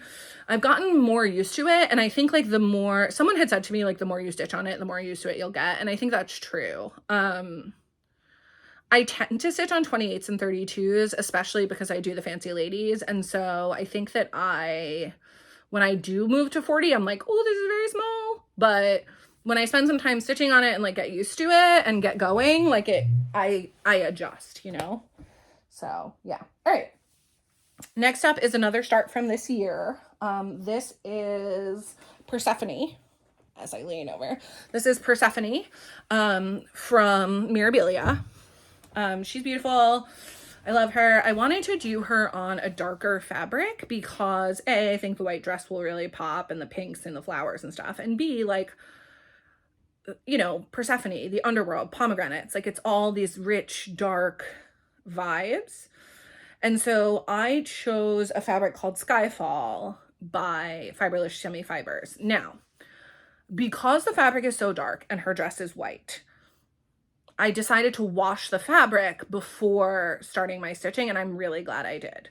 I have not washed any Fiberlicious fabric before, and I don't know if it's because it's a Lugana, and like, she does not say that her fabrics are color fast, to be fair. But I will say, when I washed this fabric, a lot of dye came out. I'm very glad that I washed it. And it is not the color that it was. It is not as deep as it was before it was washed.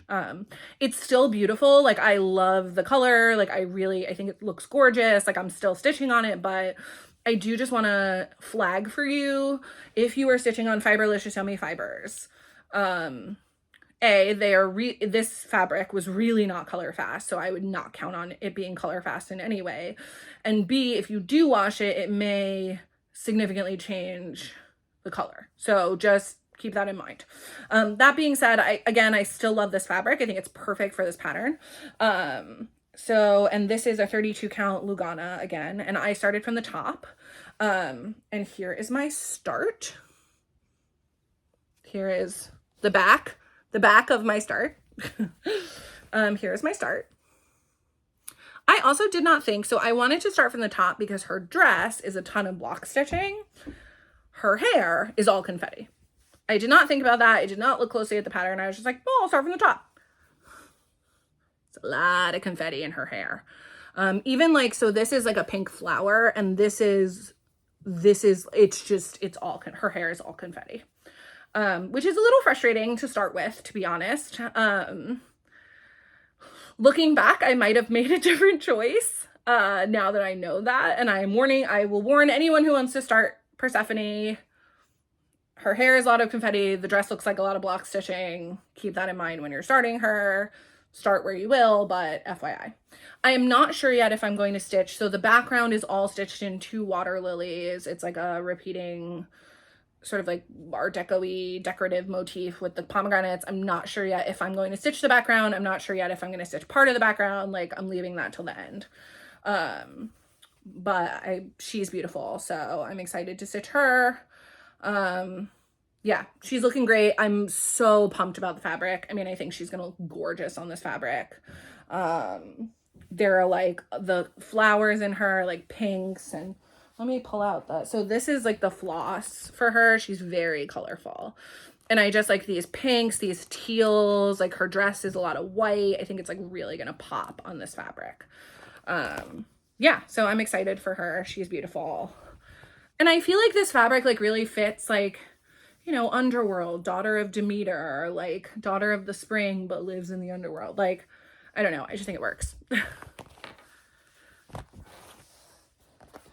So that's Persephone. Let's do another Mira. I'm trying to like intersperse my Miras because I know like, I don't know. I'm trying to intersperse them. We'll see. Usually I do them as one big section, but today I'm interspersing. All right. So next up is Fairy Moon.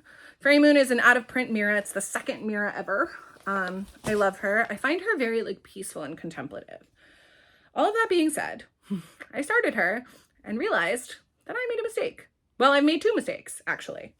So the first mistake is that I was stitching her shawl, which is this, and I realized that somewhere I missed a row, and I was like, uh-oh. So I went back in the pattern because I'm worried about counting off of it, and I don't want to redo it because it looks fine, I think. But so I went back in the pattern, I figured out where the missing rows were, and then I took some like gridding thread and I actually stitched it in where I'm missing stitches. So those spots where that red thread is actually where the missing stitches go. And I think it's a good idea because then when I'm counting, I know not to count off of, like, I know that that's where my stitches are missing. So I'm missing stitches in two spots. I'm missing them up here and over here. I like sort of deleted out a row basically. So that was one mistake that has blocked me from working on her because it's gonna require some brain power to like count around that. And the other thing too is I looked at it and I looked at where, and I thought I started in the middle of the fabric, and then I looked at it and I counted and I realized I don't still have the pin in, but I like actually physically counted the stitches from like here to where the moon is gonna be. And I really wanted there to be some space at the top. Because, you know, it's the moon in the sky and whatever, and there's really not going to be a lot of space at the top. Like, I think I looked and it's going to be like maybe 2 inches, maybe. So whatever I did here, like, I did not do a good job. And this is why I don't like starting things, right? Because I feel like when I start things, like, that's the danger, right? And so I looked at it, and this is hundreds of stitches. And I was like, can I live with the moon being like pretty close to the top of the fabric? And I was like, yes, I can live with that. I'm going to live with it. And so I am living with it. That's what I'm doing. But it hinders me working on her. I think what I need to do is keep going, because I think as I keep going, and I even put a little T over here for the top left. I think that like as I keep going, I'm gonna and I enjoy stitching on her. And I think as I keep going and as I sort of get around that counting error and like fix that and sort of get into it, I think that I will like it. I will feel less sort of regretful about that. It is tempting. I mean, this is the thing though, like on one hand, I'm like, this is probably what, like 500 to 700 stitches. Like it's a lot of stitches. And on the other hand, I'm like, if I really can't live with it, I need to just frog it and start over. If I'm really going to be happier, like I need to just start over. But it's like 500 stitches. I don't know. What would you do? Would you start over knowing that you've put that many stitches in and knowing that it will fit? It just won't leave as much room around it as you would want. Or would you start over and reorient her so that you have more space up on the top? Yeah, let me know in the comments what you think. She's a very meditative stitch. There's a lot of block stitching in her, especially in the dress. So I'm looking forward to getting to that. Yeah, and I really enjoy stitching on her. I'm happy to be stitching her. I'm like petting my project bag. But I need to sort of get over that little hump of those mistakes, so that way I'm not stuck forever. All right, let's do another Mira. So last year I did Mira May. I challenged myself to only work on Mirabilias in May, and I did it. I was very proud of myself. I started 2 new Miras in May, and I also worked on my old ones. This was one of my new starts in May. This is Cathedral Woods Goddess. A lot of people have been stitching her lately. She is gorgeous. I love her. I'm doing the same, ow, I just pricked myself with a needle. I'm doing the same skin conversion that Julie, Kansas City Girl in a Colorado World did. I'm stitching her on a 28 count. Let's see if it's in the bag. Did I leave the card in the bag for the fabric? You can hear me rustling around. I guess not. I do not see the card in the bag, but I'm stitching her on a hand dyed by Rolanda. I think it's a 28.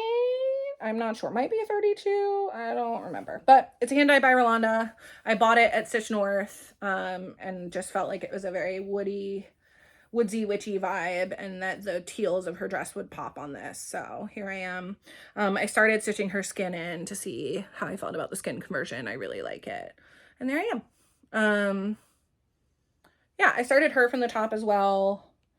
I'm liking her so far. She is also a relatively quick stitch for a Mira. She doesn't have a lot of background. The dress is pretty narrow. So yeah, I just got to get back to working on her.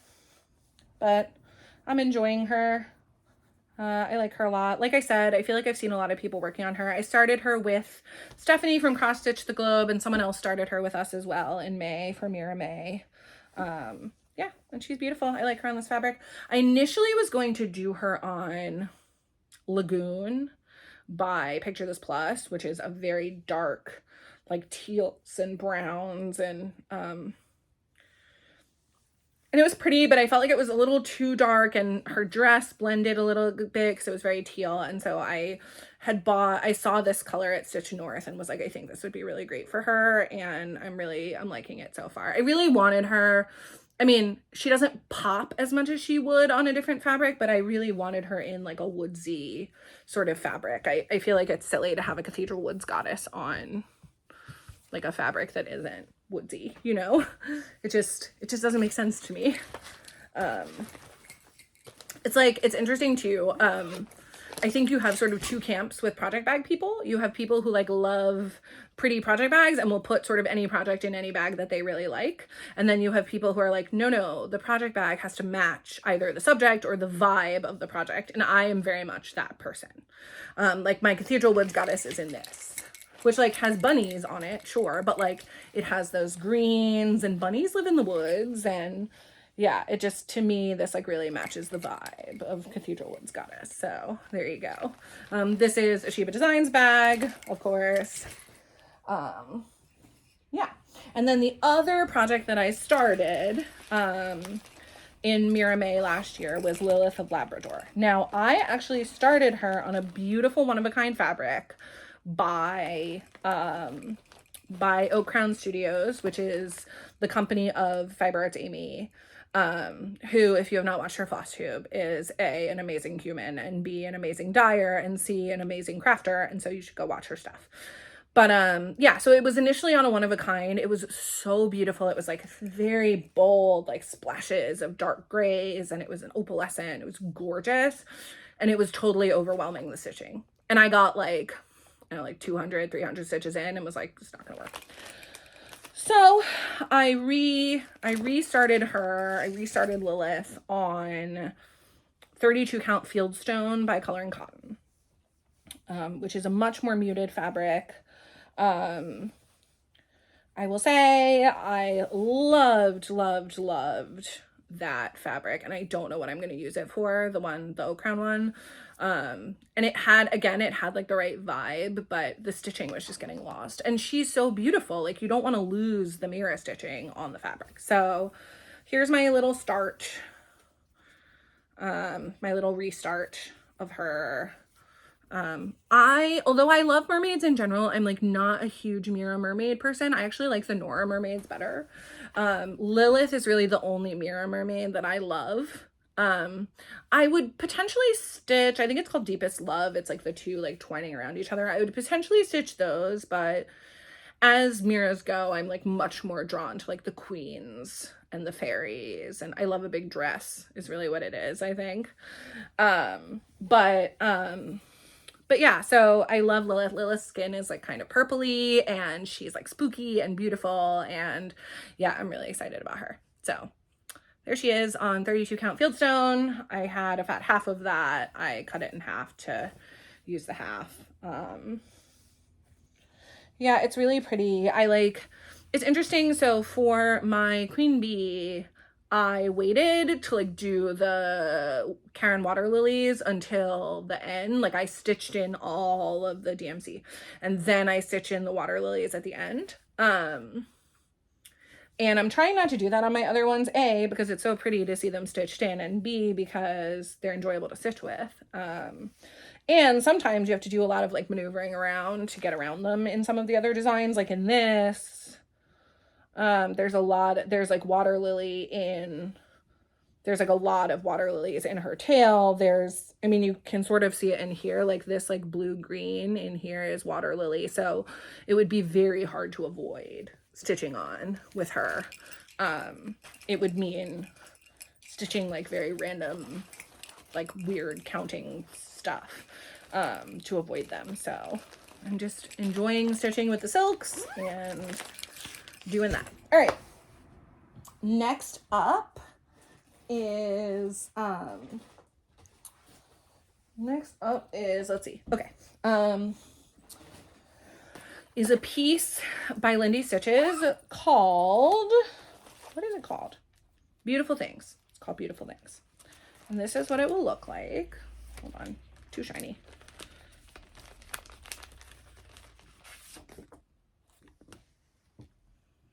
It says, "Oh my darling, it's true. Beautiful things have dents and scratches too."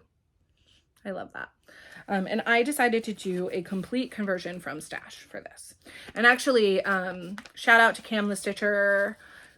Cam is an awesome human, and at the Queen City Stitch Retreat last year, she was there with her aunt, and Cam helped me do a complete color conversion. I brought literally like 3 huge floss rings of floss and the fabric, and I was like, please help me, and she like sat down with me at an empty table and we like figured out what I was gonna stitch it. So what I did was I pulled little like scrappy, I have a master set of DMC, and so I pulled little like scrappy bits of the DMC, so that way I would have like a sample for the colors. And then I took my floss rings and I sort of like compared them to the DMC and put everything together and whatever. And I decided on, so I'm stitching this on 36 count Ancient by Picture This Plus. I'm stitching it 1/2, so I'm using 1 strand. If you heard that snap, that was like 3 of my needle miners like whomping together. Whoopsies. I'm like trying to strategically place them so that way they're like far away from. Okay. Anyway, here's my little start. I started in the top left corner with the flower. Is that the front? Yes. Okay, good. I was like, wait a second. The fabric's blowing out a little bit. It's like more sort of orangey and deeper than you're seeing. It got kind of sunny, so that's why. I think it's more accurate back here. Yeah, and like I said, I did a complete color conversion from stash. I have a lot of color in cotton, so I pulled some of that. But it's literally like, here is my floss ring with all the different colors that I pulled. It's literally just like from my overdyed stash. So I have several coloring cottons. See, here's cilantro for the green. That's like what the leaves and the stems are. I pulled like a couple of deep reds and purples for the flowers potentially in the border. I pulled these like grays. This is Fangirl Fibers. This is a Brennan needle. So I pulled like these grays that I might use for the fence or potentially for some of the lettering. This is a Night Stalker's Calling that I thought I might use for some of the border or the lettering again. I pulled a bunch of different coloring cottons and a classic colorwork. These are the colors I'm going to use for the bird. These like brownie, pinky browns I'm excited about. Yeah, I have like, I pulled Leo and Roxy Jungle Nights, which is like a green, it's like a bluey green. It's not quite teal, it's definitely green, but it's like a blue, it's a very blue green. I think I want to do the lettering in that. For Beautiful Things Have Dents and Scratches too. So we'll see. I am open to letting it evolve as I go. I really enjoyed the process of picking out the colors. Thank you, Cam, because I literally had like 3 or 4 rings full of floss, and I was like, I don't know what to do. Like I was debating between different colors, and I just like couldn't get my brain together to figure it out. And like, she was really helpful in like focusing me and helping me sort of like weed different things out and like focusing on what I really wanted to go for. So that's exciting. I really like how this is coming out. I love the message of the piece, and I am enjoying stitching it with my own conversion. I hope it looks good. But you know, something that I was saying to someone actually just the other day is like, you know, when I first started stitching, like I was like, frogging, and everybody hates frogging, right? Like frogging isn't fun, but also sometimes you have to frog. Like sometimes you make mistakes. Zero stitchers stitch perfectly the first time every time. And especially if you're doing your own conversion or if you're designing, like sometimes you try something and it doesn't work out. And acknowledging that and being willing to say, okay, like frogging is part of, unfortunately, frogging is part of the thing. Frogging is part of the craft. Being willing to say that has actually made a huge difference for me, because while I still don't like frogging and I still avoid doing it, and I'm a fudger for sure.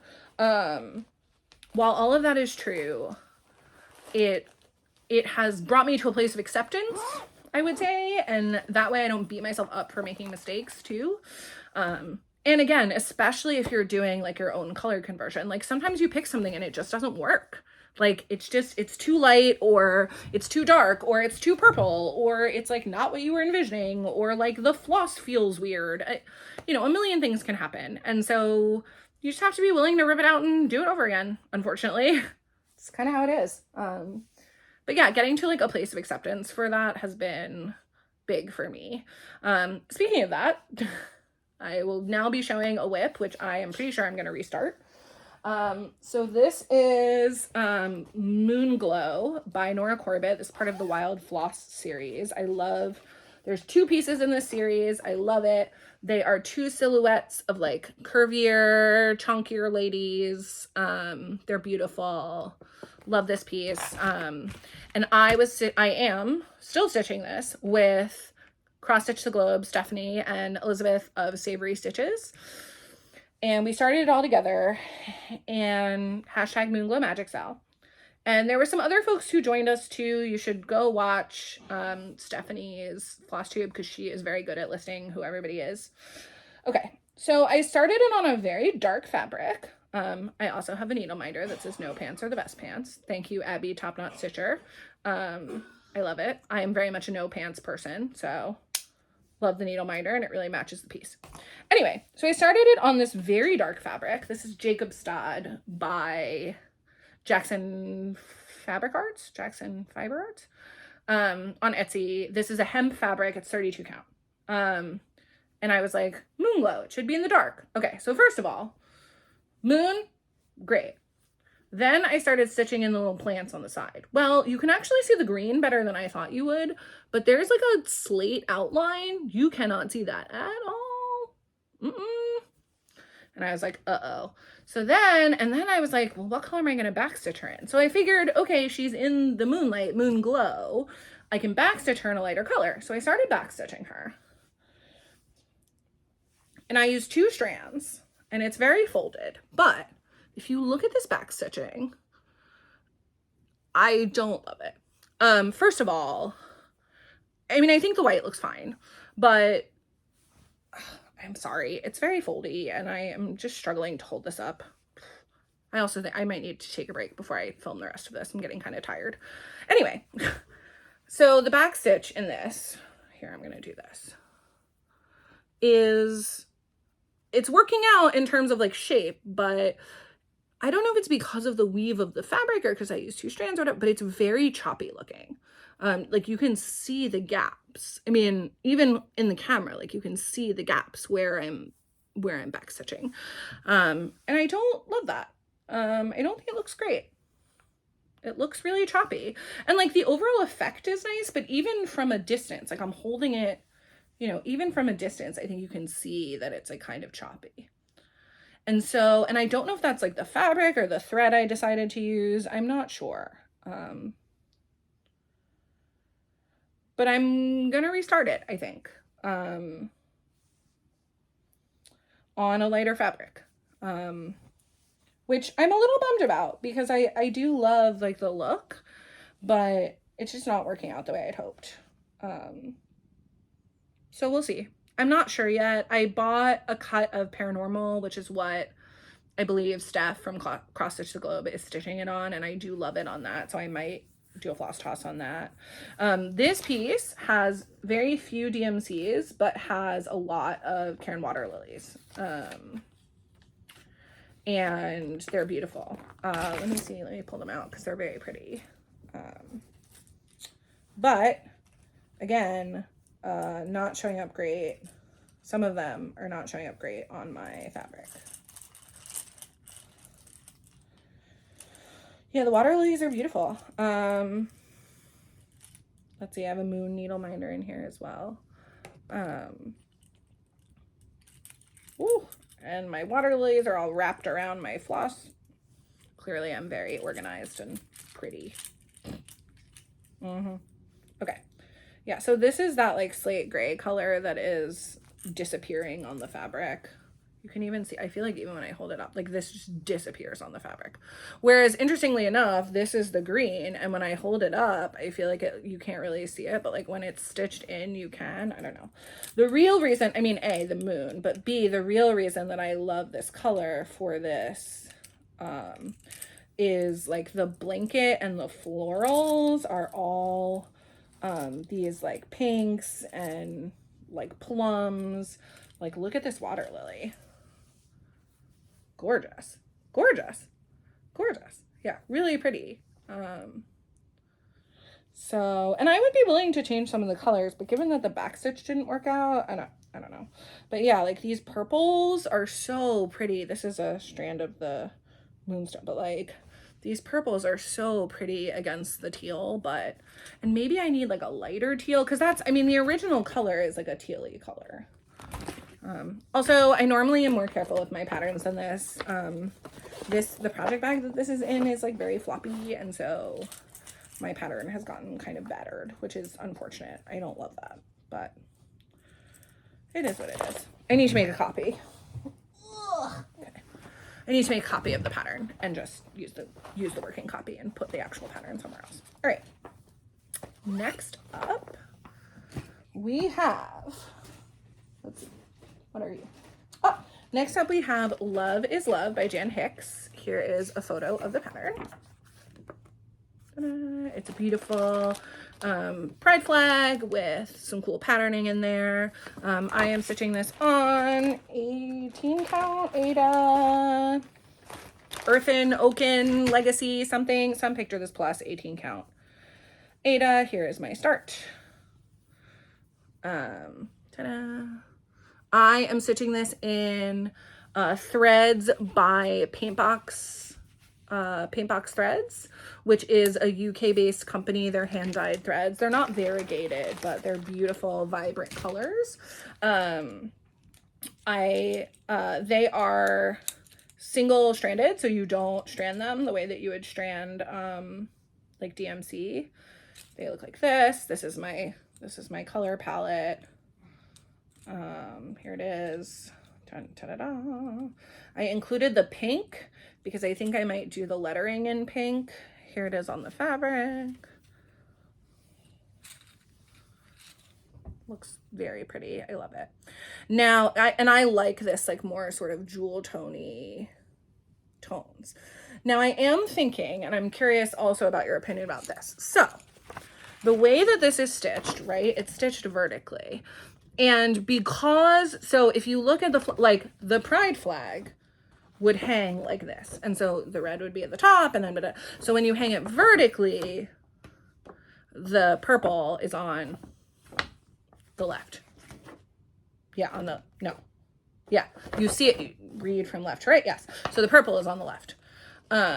However, this will never be like this because it's a piece that hangs like this.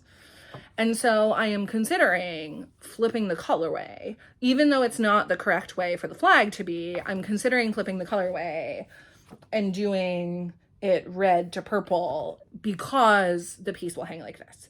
And I'm curious about folks' opinion on how that would look. I might like start it and see what I think. I don't know. Yeah, I'm curious about folks' opinion on how that would look. I know it's kind of hard to envision, but basically like taking this and swapping it so that it's red, yellow, orange, green. So it reads left to right in proper rainbow order, even though technically that is like not the correct order of the flag. Let me know what you think. I think it'll look beautiful either way. It's easy to stitch on because of, you know, it's one strand. I just pull it off of here. I'm loving the like rich jewel tones. It's looking really good on the fabric. You can see the white, like, looks good. I'm excited about it. And I love working on these. I can work on this any time of year, but I especially love working on it in June, which is Pride Month. What has really stalled me out is like trying to figure out if I'm actually going to flip that orientation of the flag. So let me know what you think of that. I really like Jan Hicks. I own many of her patterns. This is the only one I've started, but I have Arabesque, which came out at Market last year and is a beautiful like alphabet, like Art Deco, like alphabet pattern, Art Nouveau alphabet pattern. She has like a seasonal cottages series that are like little cottages hanging from a branch. I have those. She has a piece called like Sampler of the Winds or something, and it's meant to sort of show off like the different ways of stitching with variegated floss. I have that. I have a lot of her pieces and I really love them. She's a great designer and I want to stitch more of her stuff. See, this is why I can't just stitch Mira's and Nora's, because there's so much great stuff out there. All right. Next up is my last Mira/Nora that I've made progress on. And this is Princess Eliana. This is on a piece of fabric dyed by Fiber Arts Amy before she became Au Crown. So it's a one-off. I just have like a small start on her. Well, it's not that small actually. I say that, but I have a decent start. I was a little nervous about her fitting, but I've measured 27 million billion times, so I really think she's gonna fit. There is my start. I did not realize, looking at the picture, how much green there is in this pattern. I'll be honest, green is my least favorite color, which I think is part of what has been sort of demotivating me to work on her, because it's a lot of like limey greens, which is, you know, it's fine. But again, not my favorite color, but she is gorgeous and I do want to see her done. I am doing a skin conversion on her to the 430s, which are like pretty rich browns, like 434, 35, 36, 435 in there. I saw someone posted on one of the Mira Facebook groups and had done a skin conversion with those colors, and I just really love the way she looks, so I will be using the same skin conversion.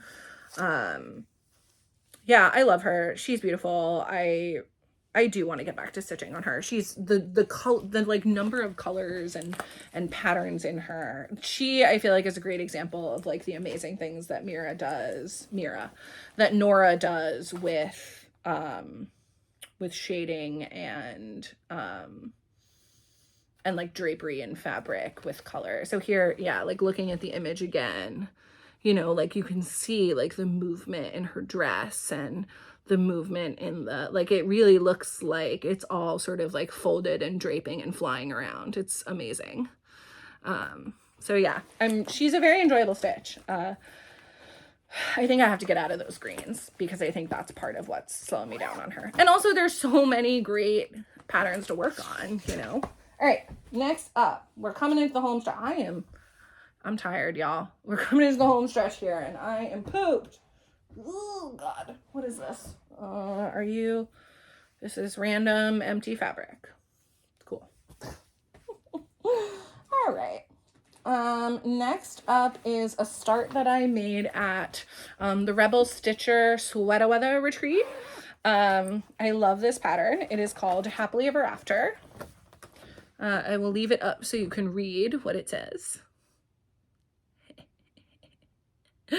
I think it's hilarious. I was like, I love this. I need to do a full color design conversion on this. So I am using her lettering and some of these motifs. I'm completely redoing the border because I'm not into the border. And I'm using whatever the hell colors I feel like. So my fabric is an opalescent hand-dyed by Rolanda. It's an opalescent hand-dyed by Rolanda. Ada, I think it's 14, might be 16, I don't know.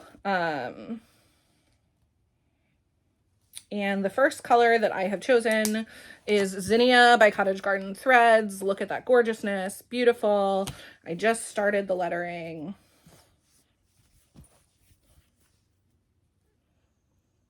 Here's my fabric in pinks and purples and blue. There's my start to the lettering with the variegated floss. Love that. Yeah, and my plan is to just sort of go bananas and give no folks on this one and just do what I want. So, like I said, I started with Zinnia by Cottage Garden Threads. I have a whole baggie of other crazy colorful threads that I would love to use. I love this color, Harriet. I would love to find a place to use that. I have, this is Naughty Unicorn. It's a rainbow and black floss by Night Stalker's Calling. I would love to use that. Yeah, this is my thing, right? Like, I love super colorful flosses and, you know, bright, bold colors and like crazy, wacky combinations. And so I own a lot of those flosses and I own a lot of really cool fabric like this that's like sparkly and colorful and but it is hard to use both of those things together because when you have crazy colorful fabric, you don't want it to be competing with like bananas floss. So this is a perfect piece to do both of those things, but also, yeah, I want to use some of my cool floss. So, you know, like, look at this. This is so awesome. Like, what do you use this for? I don't know. This, you use this for this. So yeah, I have a bunch of different, this is like a Warm and Fuzzy by Roxy Floss Co. Like these oranges, like so cute. Look at that. Here, I'll hold it up on here. Love those oranges. Want to use them for something. Why not this, right? So I have this bag of floss, I have this pattern. Like I said, I'm hopeful to use some of my crazy flosses in this. I'm giving myself my own happily ever after and stitching the motifs that I want and stitching the border that I want. I might steal the border from Yellow Submarine because I like it. I might just stitch like elements of border from other things. I might like take elements from other samplers and put them on here. I don't know. We're going to see. This piece is going to be an adventure, but a fun one. A very fun adventure for sure. Yeah, so that's that. That was another start from last year, like I said, at the Sweater Weather Retreat, which took place in my hometown of Philadelphia. It was really fun. I really enjoyed it. It was like a little weird going to a retreat and like going home at night, but it was really fun. And my friend Lynn, who I met initially at the at the Steel City Stitchers Retreat in 2023. She came as well, and we had a really wonderful time. She like came a night early, and so we like hung out in Philly, and like that was really fun, and it was really cool to get to like show her around to all the tourist spots in Philly. We went and had a cheesesteak. Yeah, it was great. It was a really fun weekend. I had a good time. I'm hoping that Colleen does it again this year so I can go. Yeah, I love it. It's really, and like Colleen is awesome. She's a really great human. Her company is really great. Her designs are really cool. Yeah, all good things. All right. I have 2 more pieces. Two. Okay. So this is a restart, although not that exciting of a restart. So I started the Heart Sampler by, I believe it's called Bad Vibes Only. Bad Vibes Only. Here is a picture. You're getting a mix of like in-person photos and inserted photos. So here is the Heart Sampler by Kit Cole. And I believe the Etsy shop is Bad Vibes Only. So here it is. I love this piece. I had initially sort of toyed with doing a color conversion, doing like, you know, I pulled some sparkly floss, I pulled some silks. I still have them in here. I might toss them in somewhere. But honestly, the Called For DMC is like a beautiful palette. So this is the Called For DMC.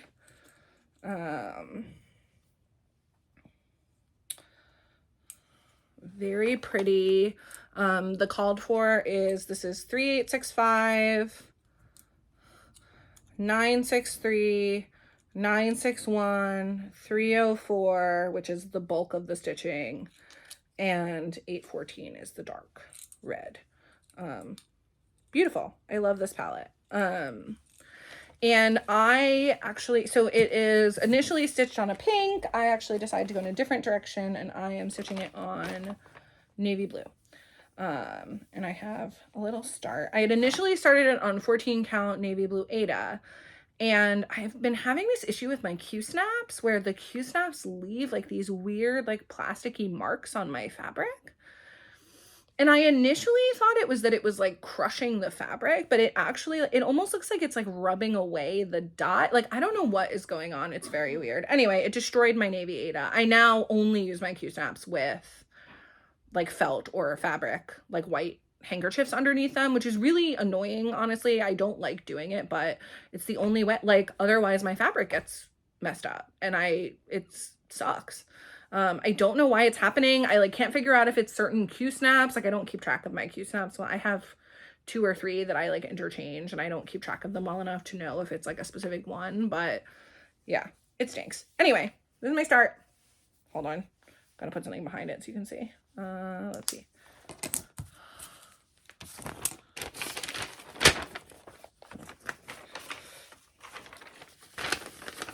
This is my start in the little corner. I love it. It's really popping on the navy. I think it's gonna look gorgeous.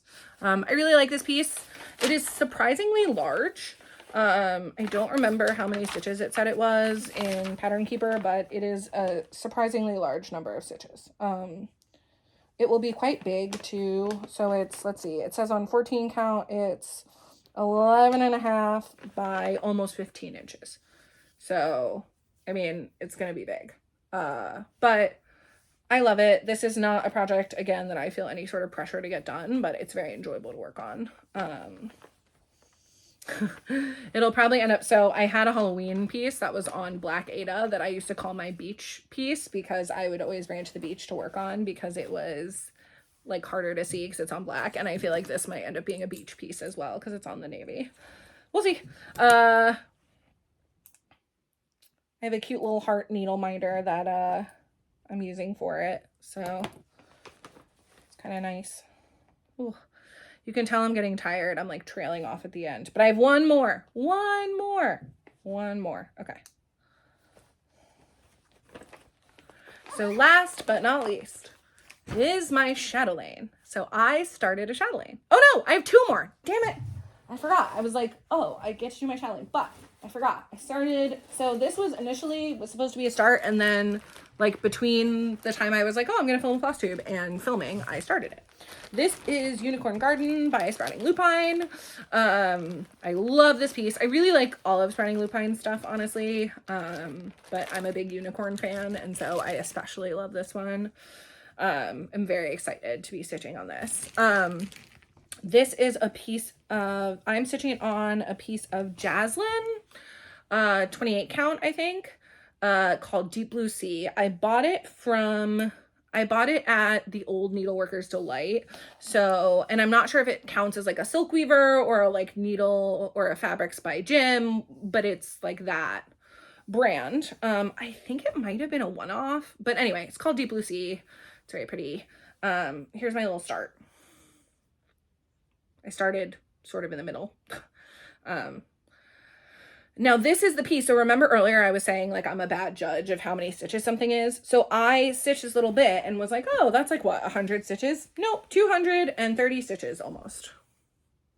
That's 230 stitches almost. So yeah, when you see a little start, sometimes a little start is not as little as you think.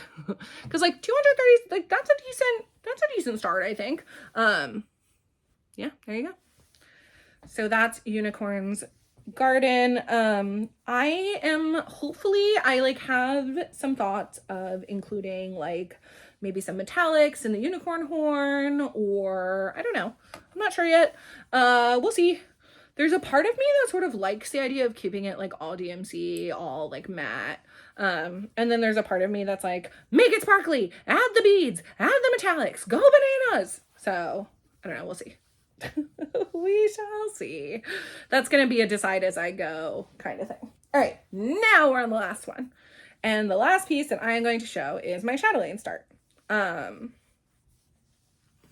So Maggie of Kitschy Whips and Amy of Fiber Arts Amy host Chatelaine Wednesday, and they've been influencing me and peer pressuring me for years. And then this year they were like, okay, we're gonna host a chatelaine retreat, and I was like, oh, how could I not go to their retreat? And also chatelaines are beautiful. Like maybe I should start one. I don't know. Anyway, I caved, y'all. I caved. And I thought about it. And of course, every chatelaine I love is like massive. And I'm like, well, if I'm going to do it, I might as well go big. And Nadine of Nads X Stitch, who used to be on Flosstube, is no longer. Nadine, please put your videos back up, because even though you're not filming anymore, I would watch your old videos because I love them. But anyway, she is a big chatelaine stitcher, and she showed a chatelaine that I loved, and I was like, I want to stitch that one. And I put it on my list, and I had a bunch of them, and I eventually decided that my very first chatelaine start was going to be Small Hammam Oasis. And it looks like this. Insert photo here. This is actually a photo from, so there's an amazing website called Chatelaine Gallery. On the actual Chatelaine website itself, a lot of the images are computer generated. They're not model stitched. However, on Chatelaine Gallery, someone, I don't remember who, is collecting like images of these pieces stitched. So the image that I'm posting here actually comes from Chatelaine Gallery, and it's an image of the stitched piece. And so I have a very small start. I am going to the Chatelaine retreat in July, and I'm very excited about that. And for those of you who are not familiar, so when I first started stitching and people talked about chatelaines, I was like, I don't know what that is. Is that a special kind of stitch? Blah, blah, blah. So Chatelaine is a design brand, like Mirabilia or Hands Across the Sea or Cottage Garden Samplings. The woman who designed chatelaines, Martina, is no longer with us. Her daughter now runs Ella, I believe her name is, now runs the company. And Martina's designs are generally very large, and they are a mix of all different kinds of stitching. So they have cross stitches, they have beading, they have back stitch, they have over one stitching, they have specialty stitches. They often have all of those things combined.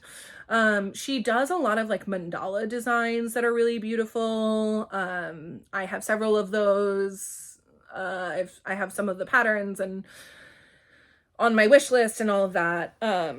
she also tends to design with different kinds of fibers and different brands and silks and DMC and cottons and ribbons, and she uses Swarovski crystals and Delica beads. There is a website called European Cross Stitch where you can kit up chatelaines.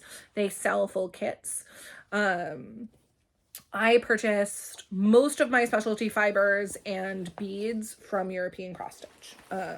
So just to give you an idea, I have 2 rings of floss for this piece. So this is my little ring of DMC. It's just like a little, it's only a few DMCs. And then this is my ring of specialty floss. And it's all different. It's silks. It's Gloriana, it's Dinky Dyes, it's NPI, which is needlepoint silks. It's Gloriana Petite Pearl, Petite Point Pearl, Princess Pearl Petite, which is like it's like a thicker thread. It's not stranded. Well, it is strand. I don't know. I have to read the, so chatelaines come with a lot of instructions on like how to use the various fibers, etc.